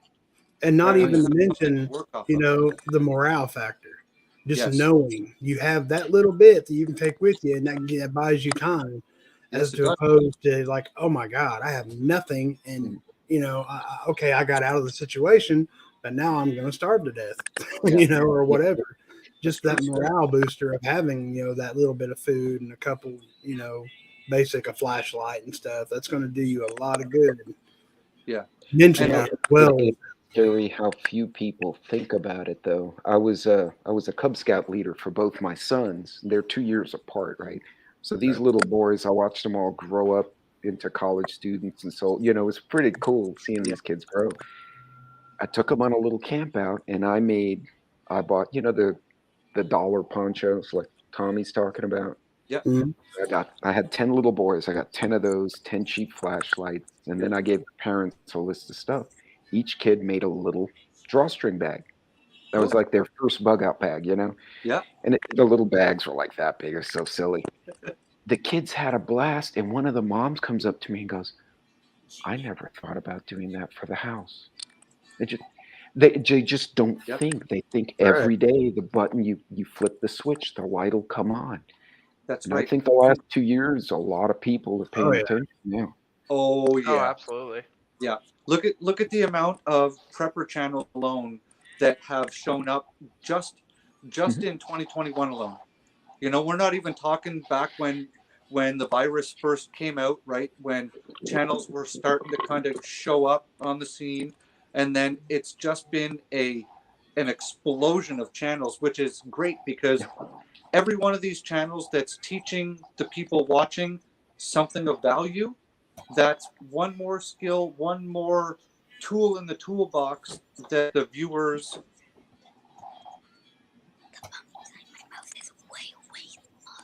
Thank you very much, Chris. I'll step in here while he's talking.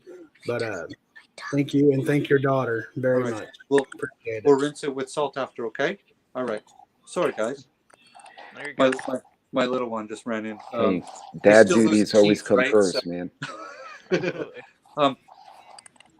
But yeah, every one of these channels that's teaching people something of value is great. I have found that there are people out there that don't necessarily have some of the right information, right? Which hopefully once they talk about it and it becomes in their chat, maybe they will learn some new things as well. I mean, I tell my kids, I've got 2 boys, and I tell my kids all the time, knowledge is power because it's something no one can take from you, right? Yep. So the more you put up here, that's all toolbox stuff for life, and life gets hard.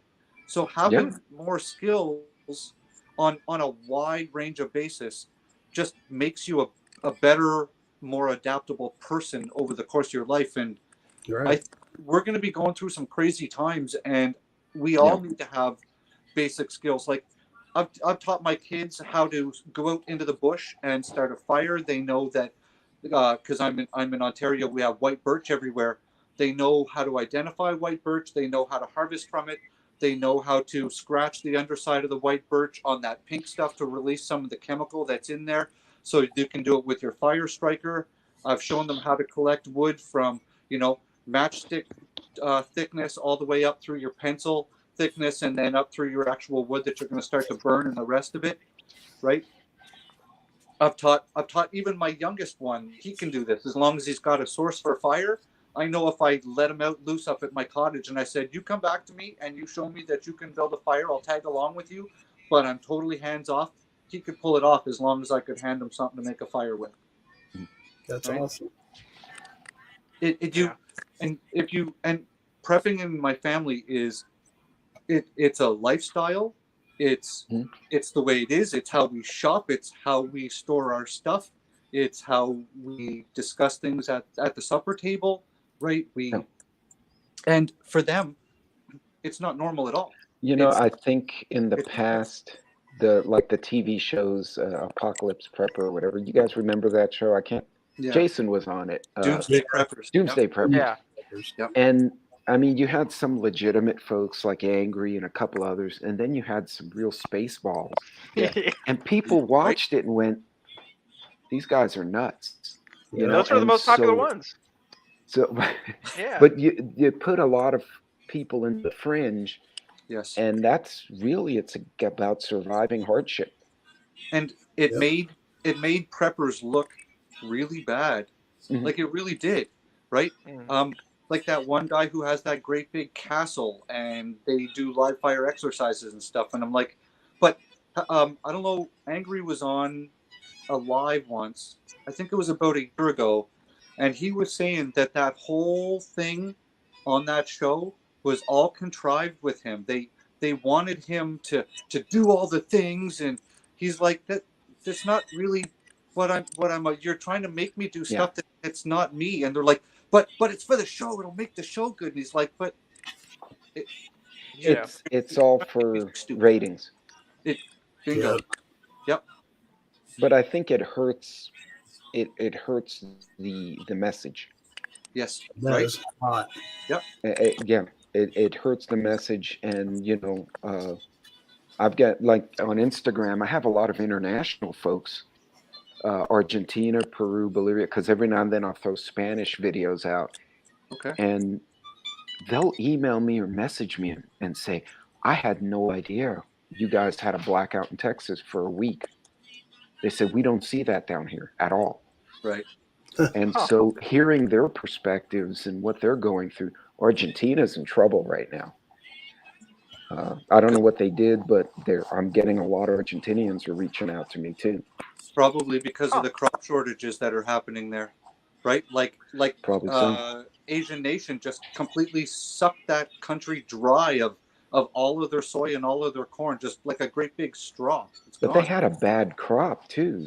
Yeah, they did. Yeah, yeah. So they're really hurting, and I don't understand why countries are selling out their own grain resources, leaving them with no. But at the same time, there's going to be massive fallout from that, including possibly massive civil unrest. Do you want that in your country? That's You pretty know, much what we're doing here, and I with know. fuel too. Yep. It's ridiculous. Did you hear what I was saying about my fuel costs earlier at the beginning of this stream? No. Yeah, I did. You can repeat it for roaming. Yeah, it's crazy. Yeah. Yeah, Roman. So I moved into the homestead here mid-November. I'm on fuel oil on my furnace. It was $1.42 a liter. I called several weeks ago to sign up my contract. It was $1.53 a liter, and I Oh, just wow. put $1,080 in my tank last week, which is not a full tank. That was only less than 2/3 of a tank, and it was $1.62 a liter. Hold So on, $1.62 a liter for diesel. yeah, So if I'm doing my math right, that's almost what, $5-6 a gallon about- US. it's Yeah, about $6 a liter. 3.4 Yeah. liters per gallon. Yeah, there's 4 liters in a gallon. Yeah, Holy cow! that's insane. Now that's fuel oil, which is essentially diesel, right? Right.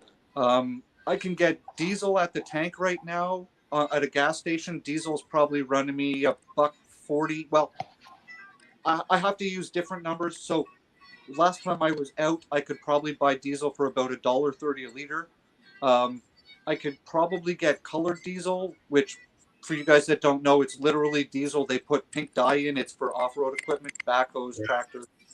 There's less tax on pink diesel. The closest place for me to buy pink diesel is a 20-minute drive from here, and it's probably $1.20 a liter. But driving half hour or 20 minutes each direction in a pickup truck, I'm not saving any money at that point. Right. So, and the fuel oil just cost me $1.62 a liter. So since November 15th until last week, it's gone up 20 whole cents a liter.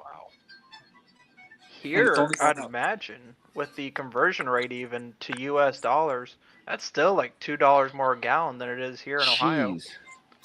Because like That's, I think it's like 3 something a gallon, like 3.60. You know, varies. I think that's But, about yeah. where it is here. I think. I think we're still $2.85 a gallon.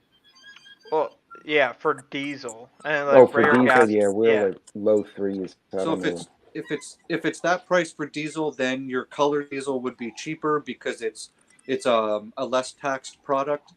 So Right. let's call it what, $2.30, $2.40 a gallon for your colored diesel, and up here I'm paying, let's call it $1.20 a liter for colored diesel. Wow. So Man, That's insane. $5 You're paying more for a liter Yeah. than some people are paying for a gallon. and we don't have a fuel shortage. Not that they've advertised. I haven't heard No, a single thing about any sort of fuel issue. And Terry went to the gas station today, and it was $1.57 for a liter of regular gas. A regular. It's probably about $1.90 for Supreme. So gas has gone up from $1.40 to $1.57 since I was out shopping 2 weeks ago.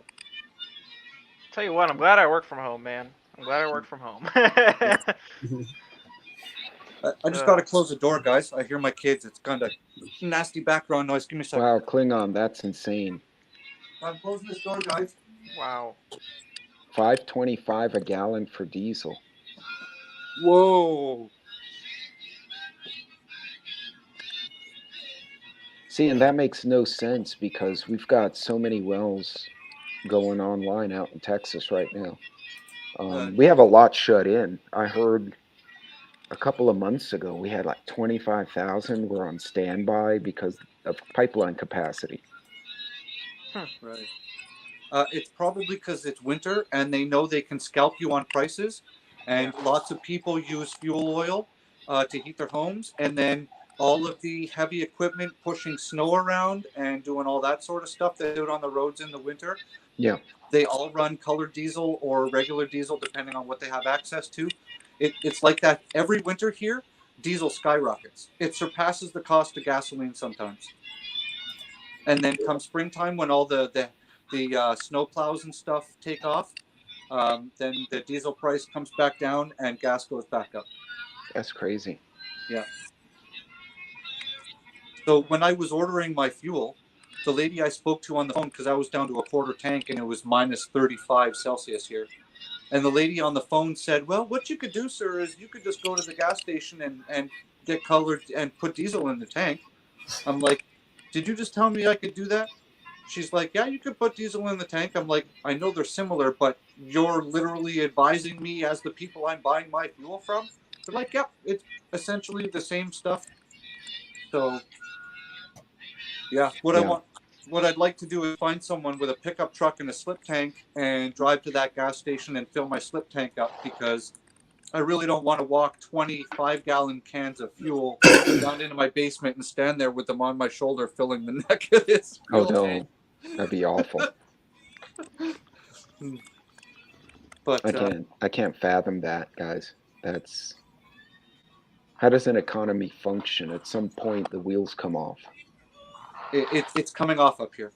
Days are coming. It's coming. It's coming. I was telling Tommy the other day when we spoke. I went to a grocery store nearby. That was the last time I left the house, about 2 weeks ago now, and 90% of the entire meat department was cleared out. Like 90%. The only thing that was left was that like discount section at the end where it's like yellow chicken and the ham's like leaking crap out of the package and stuff. Yep. That's all that was left in the meat department. And I'm outside Toronto. So it's not like we don't have trucks running through there. Oh, we hit an HEB out here, and that's a regional chain. So they source regionally, so their supply chain tends to be shorter. That's good. And they had the produce section was wiped out, which was weird. And you know how you walk in and usually like they have the produce up front. And I turned the corner, and Sassy and I are like, where'd everything go? This is really strange. Yeah. They said they hadn't had a truck in 3 days. And I asked a manager, I said, was it due to the storm? He said, and she said partly, but a lot of it is the manufacturing, the providers. Right. And you think a chain that big, they have purchasing power. They got pull. And a fleet of their own trucks, probably. They do. HEB does have their own trucks. So that makes you wonder how bad it really is. And we're just, honestly, I think I've told Tommy this once, that we're kind of like 6 to 8 weeks ahead of the general public. Yes. Our community will see something. Absolutely. We are for and we sure. start talking, and we're chatting and texting, and all of a sudden the media picks up. Like 6 weeks later, they go, "Oh wow, look at that." Yeah, like in our community, we've been talking about food shortages this year in spring of 2020. Yep. Right? Like once this started, everybody started to be like, you need to start growing food. Grow food. Start putting food away. Food. Right? And look at where we are. We called that long ago, but we've called, our group and our community has essentially called everything that's happened except for things that have like come out overnight that we had no idea was kind of coming. But that's one of the nice things is being in this community. We're ahead of the curve on a lot of the things that are coming down the pipe. So by the time it hits, we've already gone out and bought the thing or found the thing or did the things you need to do for the rest of it, right? Right. Like when the virus came out, I was starting to watch Brad over at Full Spectrum Survival, and I was like, what is going on? Because none of the news was talking about it really. No. Right?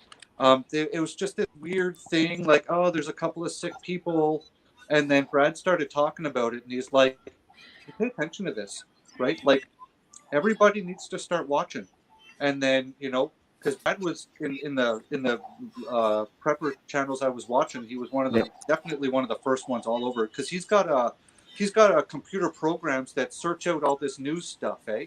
It's like spyware or something for the internet, and that's how he gets a lot of his. He has his own little algorithm, is what he's got. Yeah. And so he was able to pull this stuff together, and then as it progressed, us in the community was able to, like, I was wearing a mask and like landscaping gloves at the grocery store before anybody else was, and people are looking at me all funny, and I was like, well, because at the time, like, they're talking about people dropping like flies. We just saw it rip. Right. It was, and it was getting really weird and sketchy. And, shortly after that, everybody was getting sick. And then right after that, New York City got hit bad. Right. So we were kind of lucky up here, up in Canada, that it progressed slower up here, probably because we're so spread out. Right. It's cold. Nobody wants to go outside. No. Yeah. That may have worked in their favor. Why do I live with the air hurts my skin? Yeah, no, I always ask people from Canada, haven't you just thought about moving south to the U.S., I always think about that. I have. One of the things, honestly, well, there's a couple things that keep me here, because I get offered by you guys all the time, like, come down and we'll find you a place and it's nice and you can garden all year long. And I'm like, but all of my family is around this area, and I have 2 boys, so I'm always thinking about healthcare things, right? Like, if one of my boys gets hurt up here, if one of my kids get hurt, I take them to the hospital. They do whatever medical, anything that has to happen, and it costs me $0 up front. Like, I don't have to pay for it because OHIP covers it. I lose 35% of my paycheck, and I pay 13% taxes on pretty much everything I buy, but milk. 13%. So I lose, 13%. Yeah, GST and GST and PST, and now they've just combined it to call it the HST. Yeah, harmonized sale tax at 13%, and I lose 35% of my paycheck's gone. They have a tax on gasoline. Wow. We have that here in Ohio. Yeah. I know there's a couple states that have that, where it's like, like you got the federal tax, and then depending on the governor, they'll put another tax on. We have that here in Ohio. Line their pockets some more. Yeah. You guys, I gotta step out for just a minute. Let's keep the conversation going. All right, man. No problem. Yeah, so up here things are going crazy. Ottawa just declared a state of emergency. Why are they declaring a state of emergency there now? Because of the truck drivers. They're now calling it an occupation. The truck drivers are calling it a protest. I believe it. And the city is calling it an occupation. Are any buildings on fire? Because we had protest that buildings You know were what? on fire. Right? Yeah, you guys had all those problems. Right? You know what's happening downtown Ottawa right now? Lots of hugs, lots of high fives, lots of high positive energy. They're feeding homeless people. There are literally camps set with pallet upon pallet upon pallet of food, right? No one's going hungry there. They have a whole entire section for fuel to help truckers put fuel in their trucks. And as of midnight tonight, the state of emergency is declared. And anybody who helps the truck drivers in any way, be it fuel or propane or food, is going to be arrested. Arrested. This is a legal protest. All those trucks, they aren't going to tell you this, okay? But all of those trucks are parked in the trucking lanes. They're parked where they're legally obligated to be parked. They're not broadcasting that at all.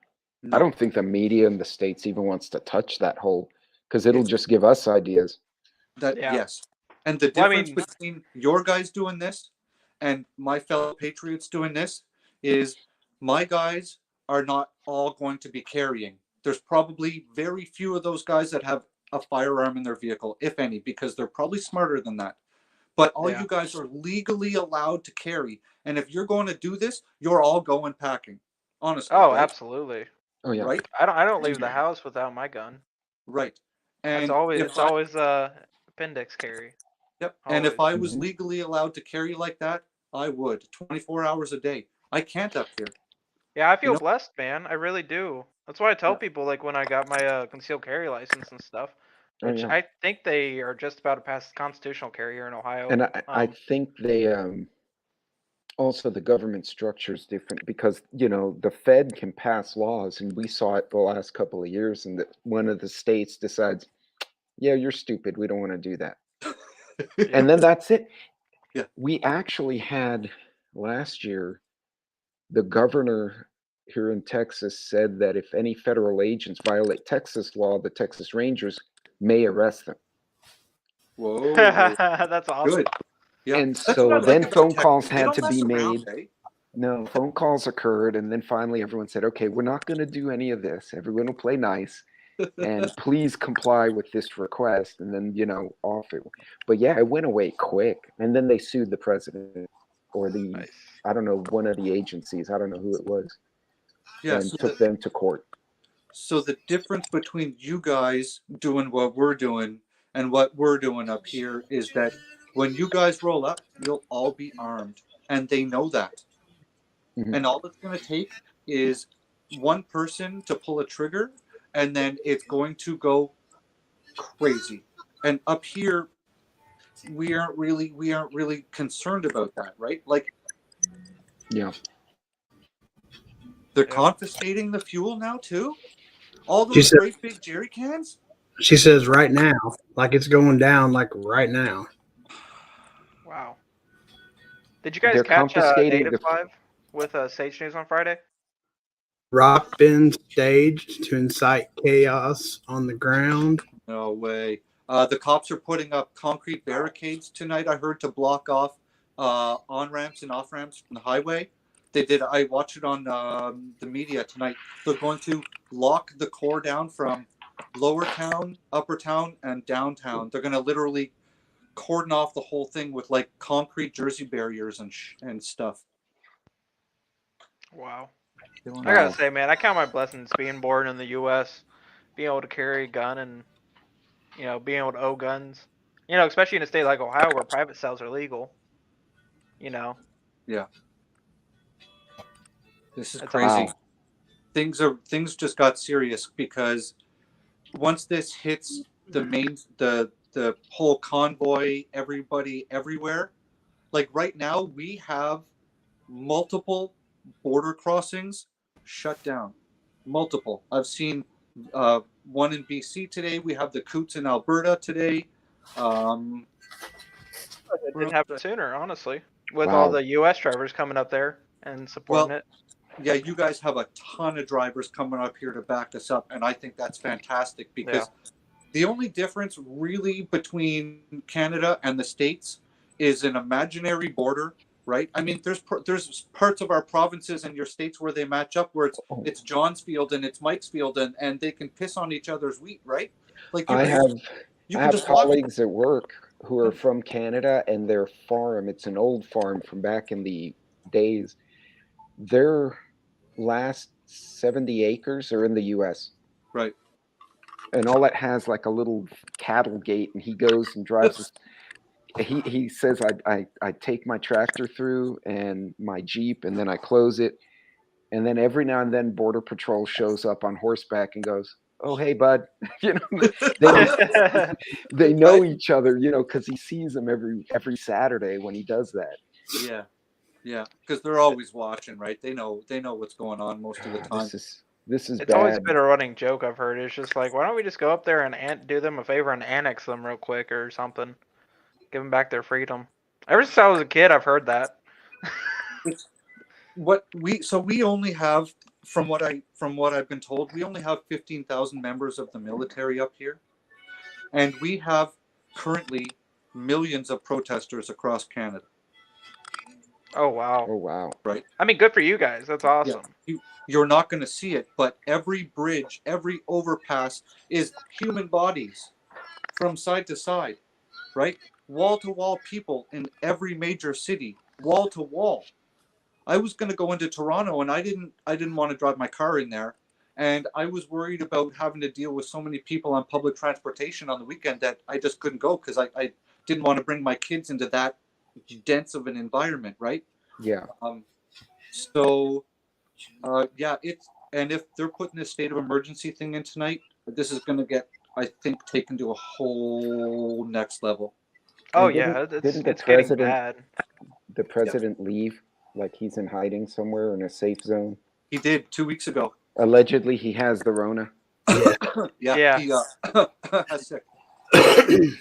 He's kneeling in front of Klaus, polishing Klaus's boots, going, "Papa Klaus, tell me how to get the citizens of Canada to behave again, please." Yeah. So wow, that's and that's not good that our closest northern neighbor is struggling like that domestically, and we've got these debacles overseas that. Right. Yeah. I mean, don't get me wrong. I 100% support this like trucker strike and stuff, but I mean, it's going to have ramifications on all of us. Mm-hmm. You know, because stuff's not getting delivered. You know, there's a lot of truckers up there. Period.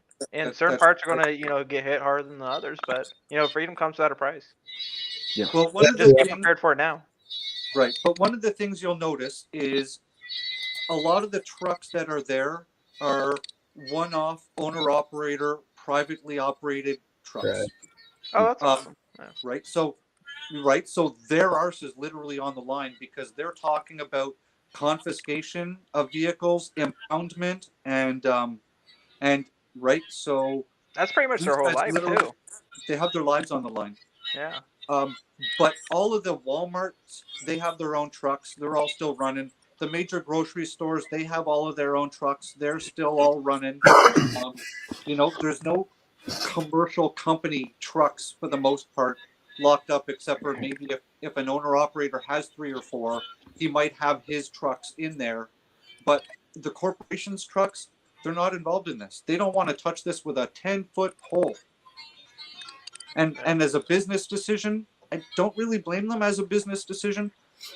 I'm a truck driver by trade. I've been driving dump trucks for 20 odd years. I'm going back to Ottawa to work for my previous employer, right? He had trucks in the convoy downtown, and now his website is being smashed by people threatening directly him and his business.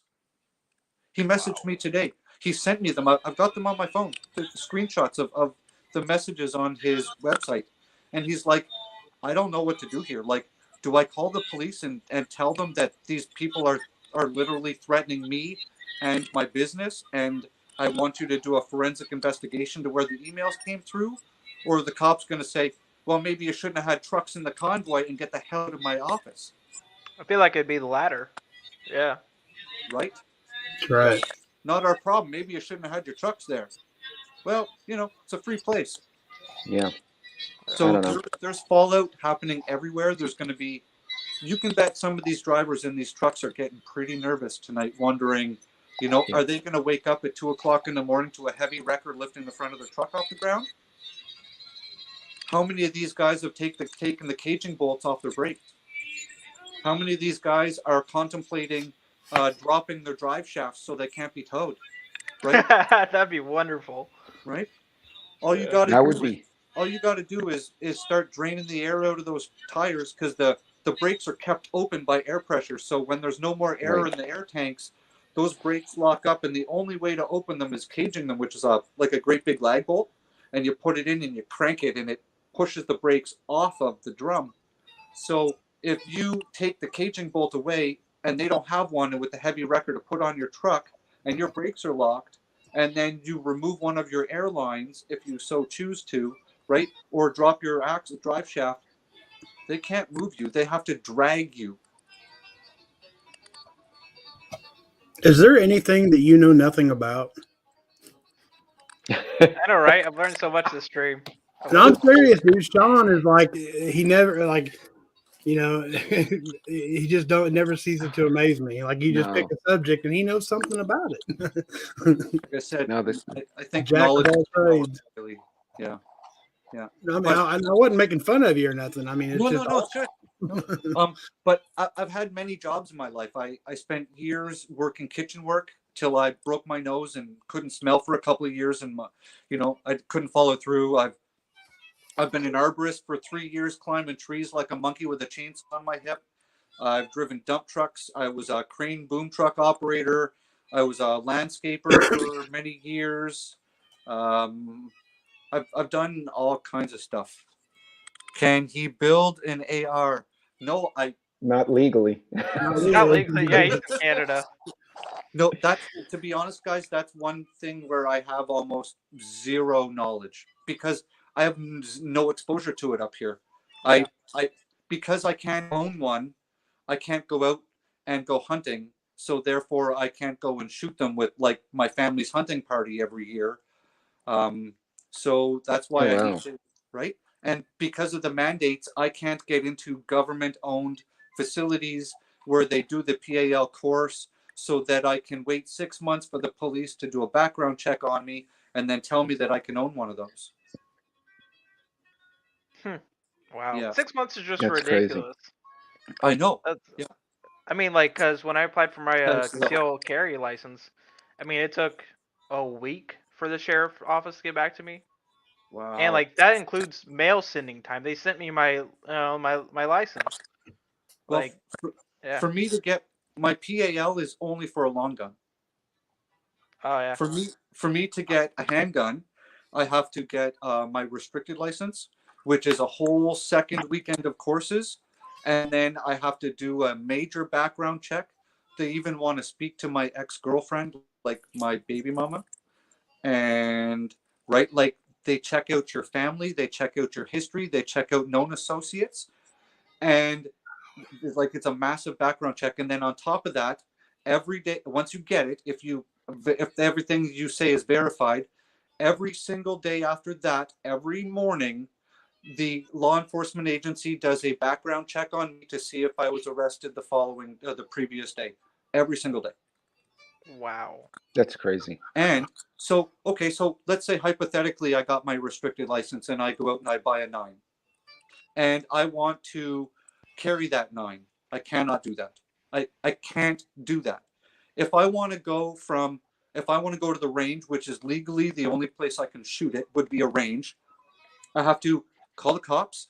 I have to tell them when I'm going, what time I'm going, what route I'm taking, how long I'm staying, the route I'm taking home, and what time I expect to be back to my house at. Wow. That's what I have to do. Just to go to the range to put lead down there and hit a metal target. And I have to literally, I cannot detour. So let's say I have to go home, right? And I got a stomach pain and I got a detour because I got to go hit the can, right? and I get in an accident or a cop pulls me over and he finds me off of my designated route, I am in really big trouble. Let You know, me ask you a question. How much does this whole process cost? Applying for all these licenses? I imagine it can't be cheap. Last time I checked, my PAL for my long guns was $495. Jeez. Yeah. That's insane. wow. Yeah. And if I want to hunt after that, I got to go get my hunting license, which is another course. So I can get my PAL, buy a shotgun, and I still can't go hunting until I take my hunter safety course. It's all like Even though money I'll and be- control. And then I'll be hunting with my family who's been hunting for generations and who will teach me how to use a firearm better than some idiot at a hunter safety course paid for by the government, which I then have to pay double for, just to go shoot a deer on my uncle's land with my own gun. That's insane. Yeah. You know, there are countries in South America and Europe aren't even that bad. Yeah. It's heavily restricted. Heavily restricted. And that's why I said if I could carry my sidearm on me 24 hours a day, I would gladly do so. I firmly believe in my option to protect the life of me and mine. Well, I'll tell you what, this last year, what we saw was governments not being able to protect the general public or not being willing to. Yep. Absolutely. And the protesters and the general public were sacrificed for political gain in a lot of different places. Yep. So, yeah, some leaders have no qualms about throwing all of us under the bus so they could get whatever objective they're, That's true. you know, maybe special shirt from Uncle Klaus. I don't. Honestly, I feel like that's all. I'm of them at gonna this have point. that in my head for a week now. Dude, if they can get away with it and keep their jobs, they're all okay with it. Oh, I'm telling you. Yeah, they're Honestly. happy. Well, But it gets even crazier. Right now, a year ago, they put in a law. They're taking 2,500 different firearms off the market. You're not allowed to possess them. You have to turn them in, including airsoft rifles, specific airsoft rifles, okay, and coffee. That bag of coffee that has the rifle on it, Black Rifle coffee or whatever it is, that's getting taken off the shelves. 2,500, and they're talking about trying to take away our ability to own a 12-gauge shotgun because when they wrote the law, they didn't specify. It comes down to two things: the amount of jewels out the end of the barrel and the diameter of the barrel, right? Those are the two specifications, and that's how one of the ways that they're messing with people. When they wrote the rules in about 12-gauge shotguns, they didn't specify whether it had to be measured in the barrel or in the chamber, because I guess it's a flared, right? I guess where the shotgun, that metal end on the end of the shotgun fits in, which is like 2,000th of a hair wider than the barrel is. So when they wrote the law, because they didn't specify that, there's judges and people out there that are trying to pressure them to also add all of the shotguns, you know, any size barrel as long as it has the weird measurement on it where they didn't specify, right? And try and take those away from us too. I mean, they're just trying to attack the culture of it too. At the point when it's coming after airsoft guns, and I mean, literally a coffee label with a rifle on it. Yeah, yeah. Right. There's a list. You can go onto the government website right now. Just Google that list, and it'll just pull you page after page after page. So anything that's scary looking has been removed. So I can go out. Let's say I had my PAL. I can go out and just buy a regular 308 Winchester, wood stock, you know, wooden hardware, and blah blah blah blah blah, right? And I'm totally okay with that. But if I bought a rifle that shoots the identical rounds, that has a big scary scope on it, you know, and maybe it's shiny and black and militarized looking, cannot have that. Can't have that, right? Insane. Because one is scary looking. That's just. That sounds like the Democrats. So and what they did is the people that wrote all of this legislature were people who are not firearms people whatsoever. So they have no idea what they're actually talking about, right? Like they don't know because they don't know what they don't know. So they essentially just look through a list of firearms and they're like, oh yeah, take that one and take that one. No, that one's okay because it's made out of wood and it's not shiny and scary looking. That one can stay, and take that one and that one and that one and that one and that one. And that's essentially what they've done. It's like the people who say, let's ban assault rifles, and they don't even realize AR doesn't stand for assault rifle. What? Wait, but they want to ban the dangerous AK 15. And Yeah. oh man, I See, don't know, guys. I'm but sorry to that's- hear you guys are having that battle up there. That's just heartbreaking. They want I mean, us it to be seems like Australia. on all fronts, man. All fronts. Yeah, they want us to be just like Australia, disarm the population. And Australia is way worse off than we are, guys. Oh, Right. I believe it. And they are like that because the people can't defend themselves. Well, for example, how long has it been since you guys have seen Homestead Oss around here? I know. Oh, it's been Right? a hot minute. It's been a long minute. Yeah. And that's because of the situation that they find themselves in, right? Like if you guys are over on Discord and talking and seeing some of the stuff that's down there, it's bad news bears down there. And if they're trying to turn Canada into the next place like that, because as of today, with Ottawa being put on this emergency order, that opens up a lot of rights taking and extra resources that they can bring in to make this happen. Right. And I don't know if that involves the military or not. I know that earlier this week the military gave Ottawa the finger and said we're not coming in. Not Oh, our really? problem. Yep. It's a police matter. They're That's legally protesting. It's not our job. But with this emergency order, I haven't looked it up yet, but I don't know if that opens up the door for them to mandatorily, because Ottawa is a federal city, right? Ottawa is the capital of Canada, and most of the federal crap that comes all around Canada is in Ottawa. I bet a third of the people in Ottawa work for the city or the feds in one sense or another. Just kind of like DC. Like it's its own little. It's the DC of Canada. Yeah. Wow. So, and they're protesting right outside of your White House, our Parliament, right outside the gate. That's awesome. Yeah. I don't know, man. Scary times, fellas. I'm sad to hear you guys are suffering that. You know, like I said, I have friends who live here from Venezuela, from Cuba. And, you know, it's funny. They like to say, oh, you know, the Hispanic culture may not support gun. Yeah, they haven't met my friend, but they've seen it. They've seen it, you know. No, I have friends from even the Middle East who are like, one of them, his uncle did to Gaddafi in a meeting. Oh. And he was a colonel, and 3 days later, he showed up and he was beaten to a pulp. Right. And they then a courier shows up and says, "You are now retired." So he's like, "Okay," and he moved to like Italy or something. He's like, "I'm peace out." Yeah, I'm done. He got jumped out of the gang. Yeah. He got jumped out of the gang, and he basically to Gaddafi, and apparently I won't even repeat it, but it was pretty raunchy what he said in an open meeting. Yeah. And Gaddafi told his goons, "Yeah, go find him and beat his butt a little bit." And yep. Then hand him his retirement. Here you go, bud. Yeah. He's lucky he didn't get a bullet in the forehead. Right. I have a friend from Venezuela who's had an uncle who was an officer, and he would not comply with what Chavez was doing years ago. Right. And they attacked his security team while he was headed to his base, and he said it was hundreds of people involved, and hundreds killed, civilians mainly, but they took out his relative. What's going on, man?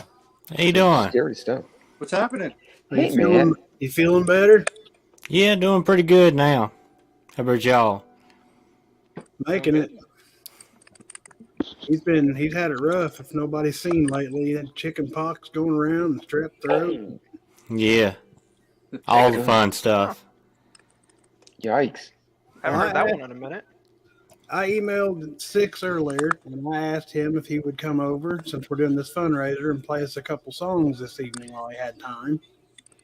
So I'm going to just kind of take all of us out for a few minutes, and I'm gonna let him do his thing since he's here. All right. That sounds great. All Thanks, right, everyone. it is all. I mean, you guys will still be backstage, but I'm gonna give it to him for a few minutes. No problem. Do your thing, brother. All right. Well, I appreciate you inviting me over. I just checked my email a few minutes ago after we got done eating supper and seen that, so I didn't know if y'all were still on here, so I figured I'd check. And I appreciate the invite, and good to see everybody on here, Green Thumb and Roman Prepper and all of them. But anyway, I guess I'll see if I can pick a few or something maybe.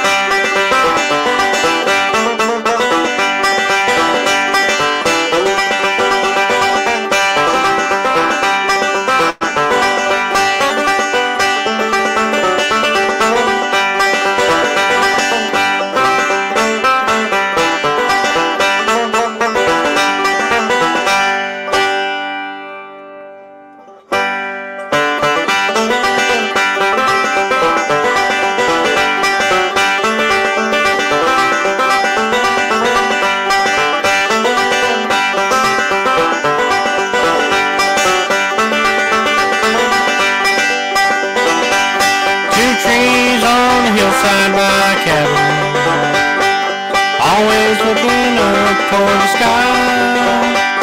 Remind me of my mama and my papa, who lived there 80 years before they died. Now the bright moon is shining in the valley, that old wagon leaning against a stack of hay. Two graves on the hillside by a cabin, my mom and dad are resting there today.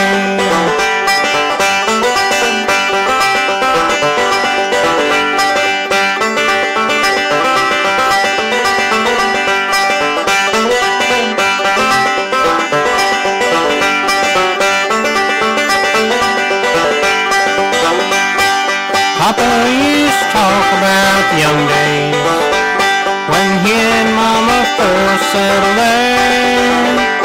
He spoke of their love of the mountain that he and Mama shared together there. Now a bright moon is shining in the valley, an old wagon leaned against a stack of hay. Two graves on the hillside by a cabin, my mom and dad are resting there today. My mom and dad are resting there today.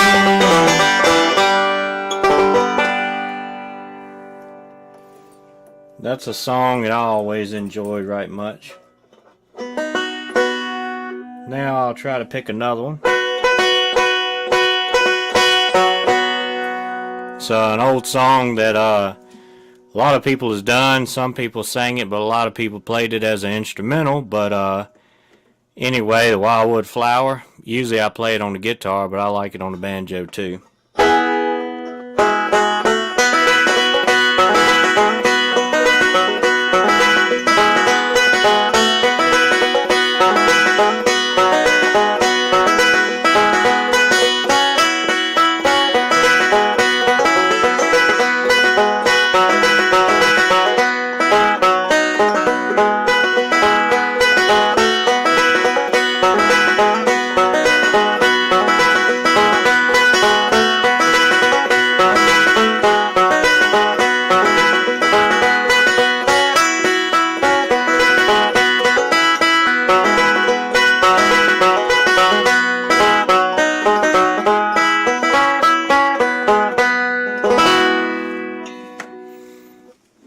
But anyway, hopefully y'all enjoyed that. I'll let everybody else come back on. I don't want to steal the show. Oh, no, man, you're good. I could listen to that all night. Well, I appreciate it. But Yeah, very good. On such short notice, too. I really appreciate it. Oh, yeah, anytime. Like I said, I just checked my email, and I figured I'd hop on and see if y'all was still here. Yeah, I'm going to be here about another half hour. I've run 6 to 9 tonight, so Yeah. trying to do whatever we can to help out Ark. I couldn't imagine not having heat right now. It is too cold. You got some fans over here, man. Hey man, hey, that was incredible. I love the banjo. Oh, he's absolutely amazing. I hadn't checked kept up with the chats and everything, but that's good. I'm glad everybody enjoyed it, you know.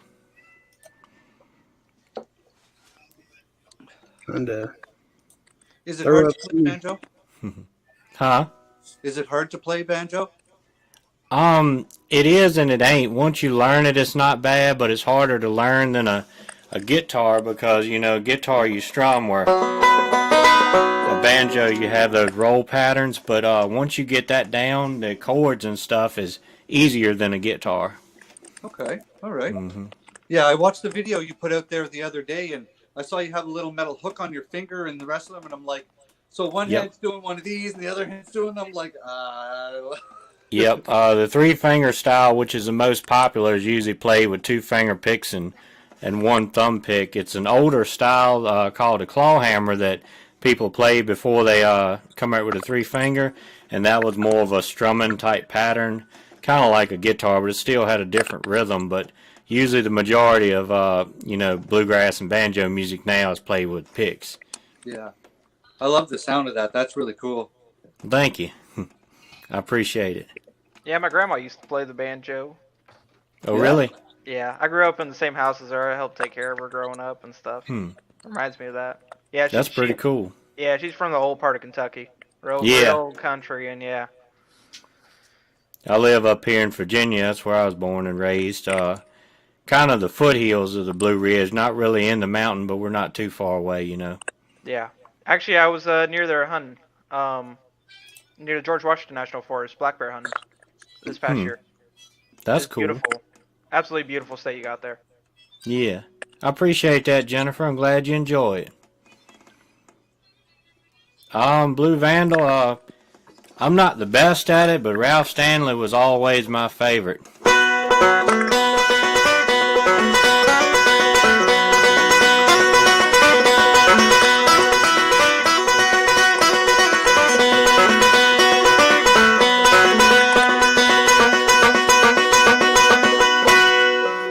Hopefully that's close enough for you to tell what it was. That was one of his most popular songs, Pretty Polly.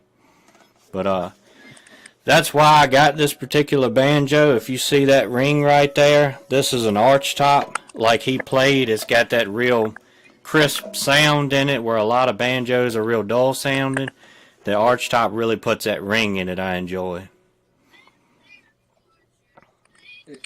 Are they usually without that ring on them? Like a standardized, standard banjo now? Yeah, these are the modern day banjos are resonator. It has this back. The open ones are claw hammer style. Yeah. And as you'll see there on his, the majority of them are made like his, the newer style like Flat and Scruggs, where the whole front of that head there is just flat. Where this, you can see it's got that raised tone ring, and that makes a difference in the sound. But yeah, the majority of banjos do have a tone ring. His is called a flat top style, and this is an arch top style. Ooh, Tommy, you gonna play one? I can't play it. that was my papa's. That's why I have it. All right, guys. Well, I'm getting pestered by children now because it's almost bedtime, so I'm gonna have to log off of this live stream. Well, it was good to see you. Nice to meet you, Tom. You too. Yeah. Good to see everybody, and thanks everybody in chat for coming out. I really appreciate it.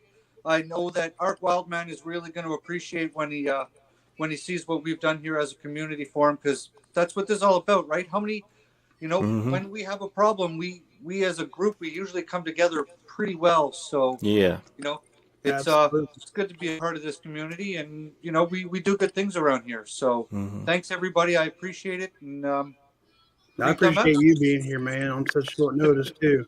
All I had to do was I messaged Sean on Facebook Messenger, and he's like, "Absolutely, I'm there." So That's a good thing, and I like what you said there, you know, because it's a lot of prepper channels and everything like that to talk about community and stuff like that, but then, you know, a lot of them don't come through like they say, you know, but it's a good thing. Yeah. I enjoy the real people on YouTube, you know, getting to know everybody. Yeah. And you know, channels like this and having live streams like this gives us an opportunity to meet people that we would never have met. Like, I'm in Ontario. There's no way I would ever in normal life be able to talk to any of you people. Right? Like in a general world situation, I'm not going to bump into you at my grocery store. Right. So, you know, things like this give us the opportunity to build connections, and that's what we need to do right now, because things are getting crazy. Yeah. And you got to know who your people are, right? You really, you know, we all got to start figuring out who we can trust and who we can't trust, because you better get your floaties and your hard hat, because I think things are going to go real wild really soon, especially around here. I like that. So I'm going to go and put some kids to bed, and you guys are awesome, and have a great night. All right, man. Thank you for being here. All right, that's my cue. Bye, guys. See ya. Be safe.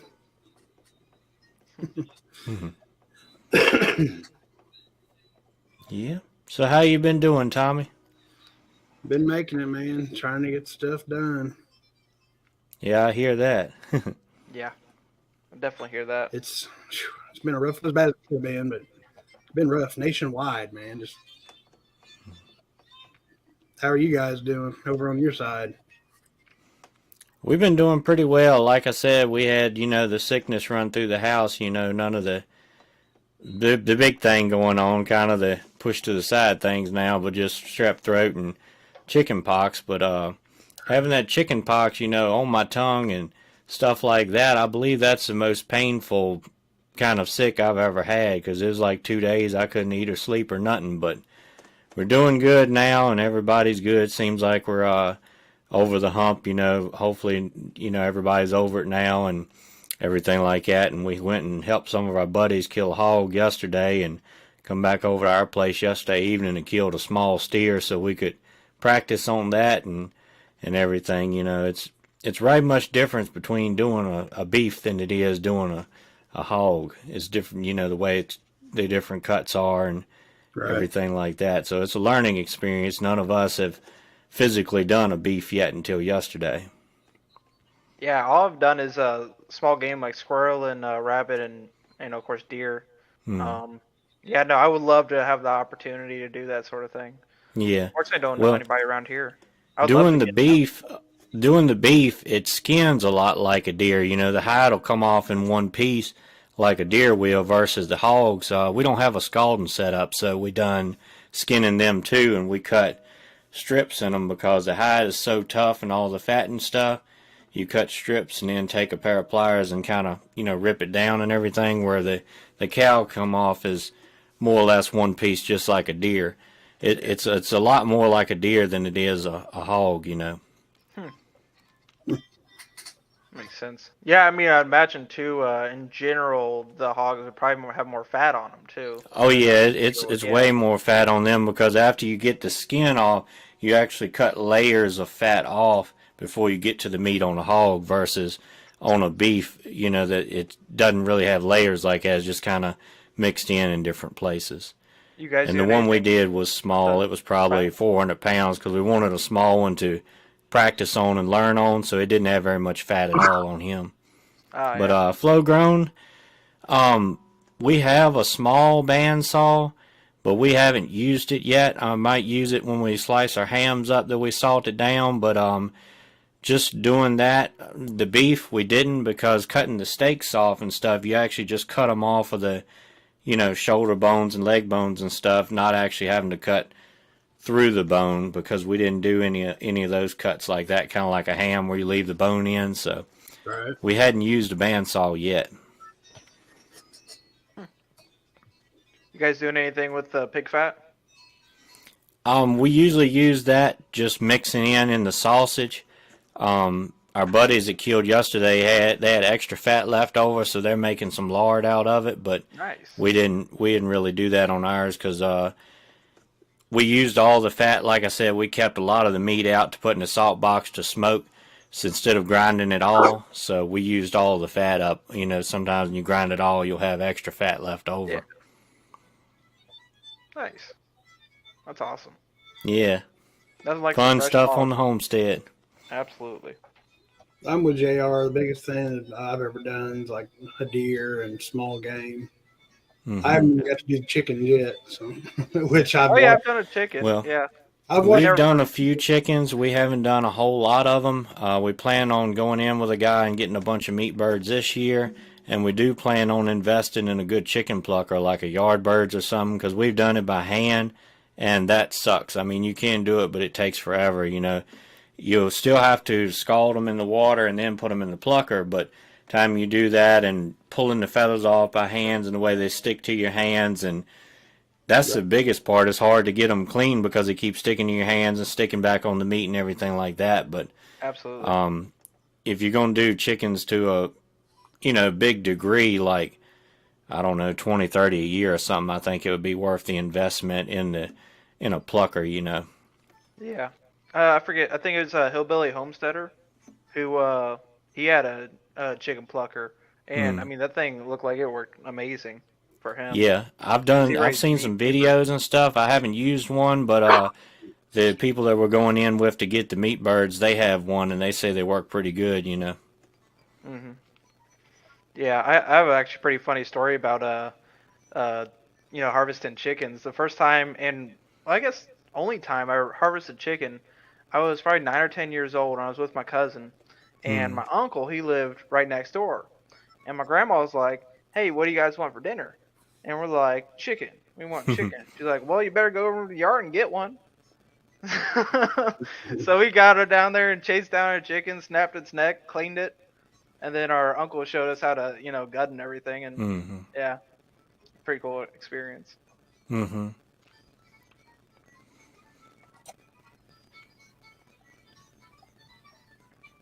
Sorry, guys. I'm just trying to make sure everything's going all right over here. Yeah. Yeah. Oh, you good? We're just here for the party. Yeah, I appreciate everybody being here this evening. And like I said, if you've donated, make sure you let a mod know before the end of the live stream so you guys can be in for the drawing. I'm not sure what all that'll consist of. I know we're going to do like a springtime gardening type package for the winner of that. And the only way to be in the drawing is if you helped Arkman tonight, or Ark Wildman. That's cool. Yeah. So we're going to do a bunch of seeds, maybe some little gardening tools or whatever, and That's cool. forward. Yeah, that's good of you to do this. Yeah. Well, it was Joe Morgan. I hadn't even known that Ark's furnace had quit or anything, and Joe Morgan came to me and let me know, and he said, think we could do something. And I said, "Oh, see what we can pull off in a short time." And that was yesterday or Friday night. I can't remember. So, and I had a bunch of stuff to get done today. So him and some of the other mods done some footwork for me today, and we got it done. Yeah, that's a good thing. Hopefully I can get a rough total of how good we did, and if it's okay with Ark, I'll share that out and see what all we got done.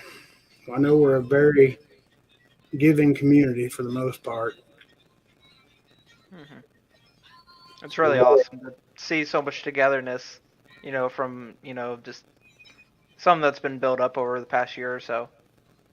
It's pretty awesome. The last 2 years, the prepping community has just grown like leaps and bounds. Because I don't even know. I still remember the day I was just cruising YouTube, and then I came across Prepper Nation. I don't even know why it popped up on my feed, and I clicked on his channel, and he was a really cool guy, and knew what he was talking about, and was like, I think I could, I know about some of this stuff, and we'd already started, stockpiling and everything. Like, I'll give it a shot. So I'll never not say that I got respect for John because he got me started in the whole thing on YouTube. Yeah. And there wasn't a whole lot, it seems like it's just grown so much in just 2 years. Yeah. I'm pretty sure when I started following you, that's how I found you. Was John shouted you out or did something like it? I think that's where I come across your channel. The first time I seen you was on Prepper Nation. Hmm. Yeah. Yeah, I like John. He's a pretty good dude. I'll text him every now and then, but I just don't seem like I have time to keep up with everybody now as much as before with everything going on. We're setting up for a real busy year this summer. We're getting into a lot more homestead, self-sufficient, raising more stuff. We're planning on raising a bunch of corn to feed the animals, because feed is just so ridiculously expensive. It's unreal. Yeah. Yeah, it's going up. But here it seems like it. I mean, of course, I just got to worry about chicken feed right now. But still, it seems like from 1 week to the next, it'll be $12 a bag. Then I'll go get it $16 a bag. Yeah, it jumps back and forth. It seems like that should almost be illegal. Yeah. to price. Ours is doing that too because the local farm store we get here has a lot of hog feed, mixed ground up feed. And back in the summer when, everybody was feeding hogs and everything like that, more demand, it was like $21.25, per 100-pound bag. Where now I still buy it feeding some of the other animals and chickens and stuff like that. The same bag is down to, I think, 18 something or whatever. So they're going up and down with it as a demand, and everything. So by next summer it'll be right back up there again when everybody's getting hogs again. And it's the same way with fertilizer. I mean, fertilizer is becoming. We were planning on doing a lot of liming in the fields this year, but it's just so ridiculously expensive. We ended up finding a couple of tractor trailer loads of chicken litter, but it's still that is really expensive for what it is too. But I mean the lime and fertilizer, I mean it's just out of our range for sure. You thought about doing rabbits? I had a few, but I didn't have good luck with them. We may start over sometime in the future, but I don't know if the genetics were bad or what, but we didn't have any good luck. I mean, we had probably 5 or 6 litters, and we only had 3 of them out of the first one live out of any of them. I mean, some would die when they're born, some would live a couple days. I mean, some we brought in and, fed them with a bottle because we thought they wasn't getting enough milk, and they were warm and everything in the house, and they would live maybe 2 weeks or something, then they would up and fall over dead too. So we may just start over with a new start from scratch, and maybe have better luck. But we didn't have a good run with the rabbits. Huh. Yeah, I plan on adding rabbits this spring if everything goes accordingly, but we know how that never works out. Mm-hmm. Right, I hear that. Yeah, I was saving up for a piece of land, and then I got temporarily laid off from my primary job. That's fun. But yeah, but I got a second job, and then also I got one coming up on the pipeline. I actually should be hearing back from tomorrow, which I'm sure I got. But yeah, but awesome. It is what it is. A little detoured, but really not terrible, honestly. Mm-hmm. I kind of saw it coming a couple weeks behind, and so I started applying jobs early and stuff. And yeah, job market's definitely tough, but I mean it's possible. It's got to apply to a lot of freaking jobs. I'm a writer by trade, so I mean I'm a benefit where I can work from home. So right. That's cool. Yeah. Yeah, I do like marketing and that sort of thing. So. Yeah. Flowgirl said it might have been the bloodline. Rabbits are usually pretty hardy. I was thinking that it's like, man, usually it's the complete opposite. Like you have to, Yeah, that's what I've always heard, that they were a pretty easy animal to raise and manage and everything. And I think maybe it's just, the bloodline genetics or something wrong. We just need to, start over from scratch and give it another go. Yeah, I know my uncle, he used to raise them, and I mean, he had fantastic success with them, and I mean, he's pretty lazy. Like, he's pretty freaking lazy, really lazy, so, I mean, I'm sure it was probably, just bad genetics or something. That's my kind of, you can own it and be lazy. Right? Nah, I don't mind putting in the work. Right? Yeah, rabbits would probably definitely be the first things I end up getting, because, one, I love their meat, too. great fertilizer, from their Mhm. poop. It's not hot, and yeah. Yeah, that's one of the things that we liked about the rabbits is just being able to put the manure straight on and not have to compost it down. Right. Yeah. Yep. Huge advantage. That and they breed like rabbits, so Yeah. it's perfect. And they're super easy to supplement with greens from the garden, or you can even have a little alfalfa patch even. Mhm. Stuff like that. And that kind of stuff would be good for deer too. Mhm. Well, y'all, it's almost 9 o'clock. I think I'm going to wrap this up. I hear bedtime coming. Right? This old man gets up at 4. So. Mm. I hear that, man. I get up at usually about 5:30 every morning. Now I don't see how 6 even has time to sleep most of the time. Oh, it ain't too bad. With my job, I ain't gonna get up crazy early. 6:30, something like that usually. Yeah, but you come home from work and get to work. Yeah, sometimes. Yeah. I'm going to be in trouble when I buy my piece of land, hopefully later this year, between balancing work and, working on the land. And, yeah. It absolutely does, homestead homeboy. But I want to thank all you guys for being here on the panel and in chat. I know it really means a lot to Ark.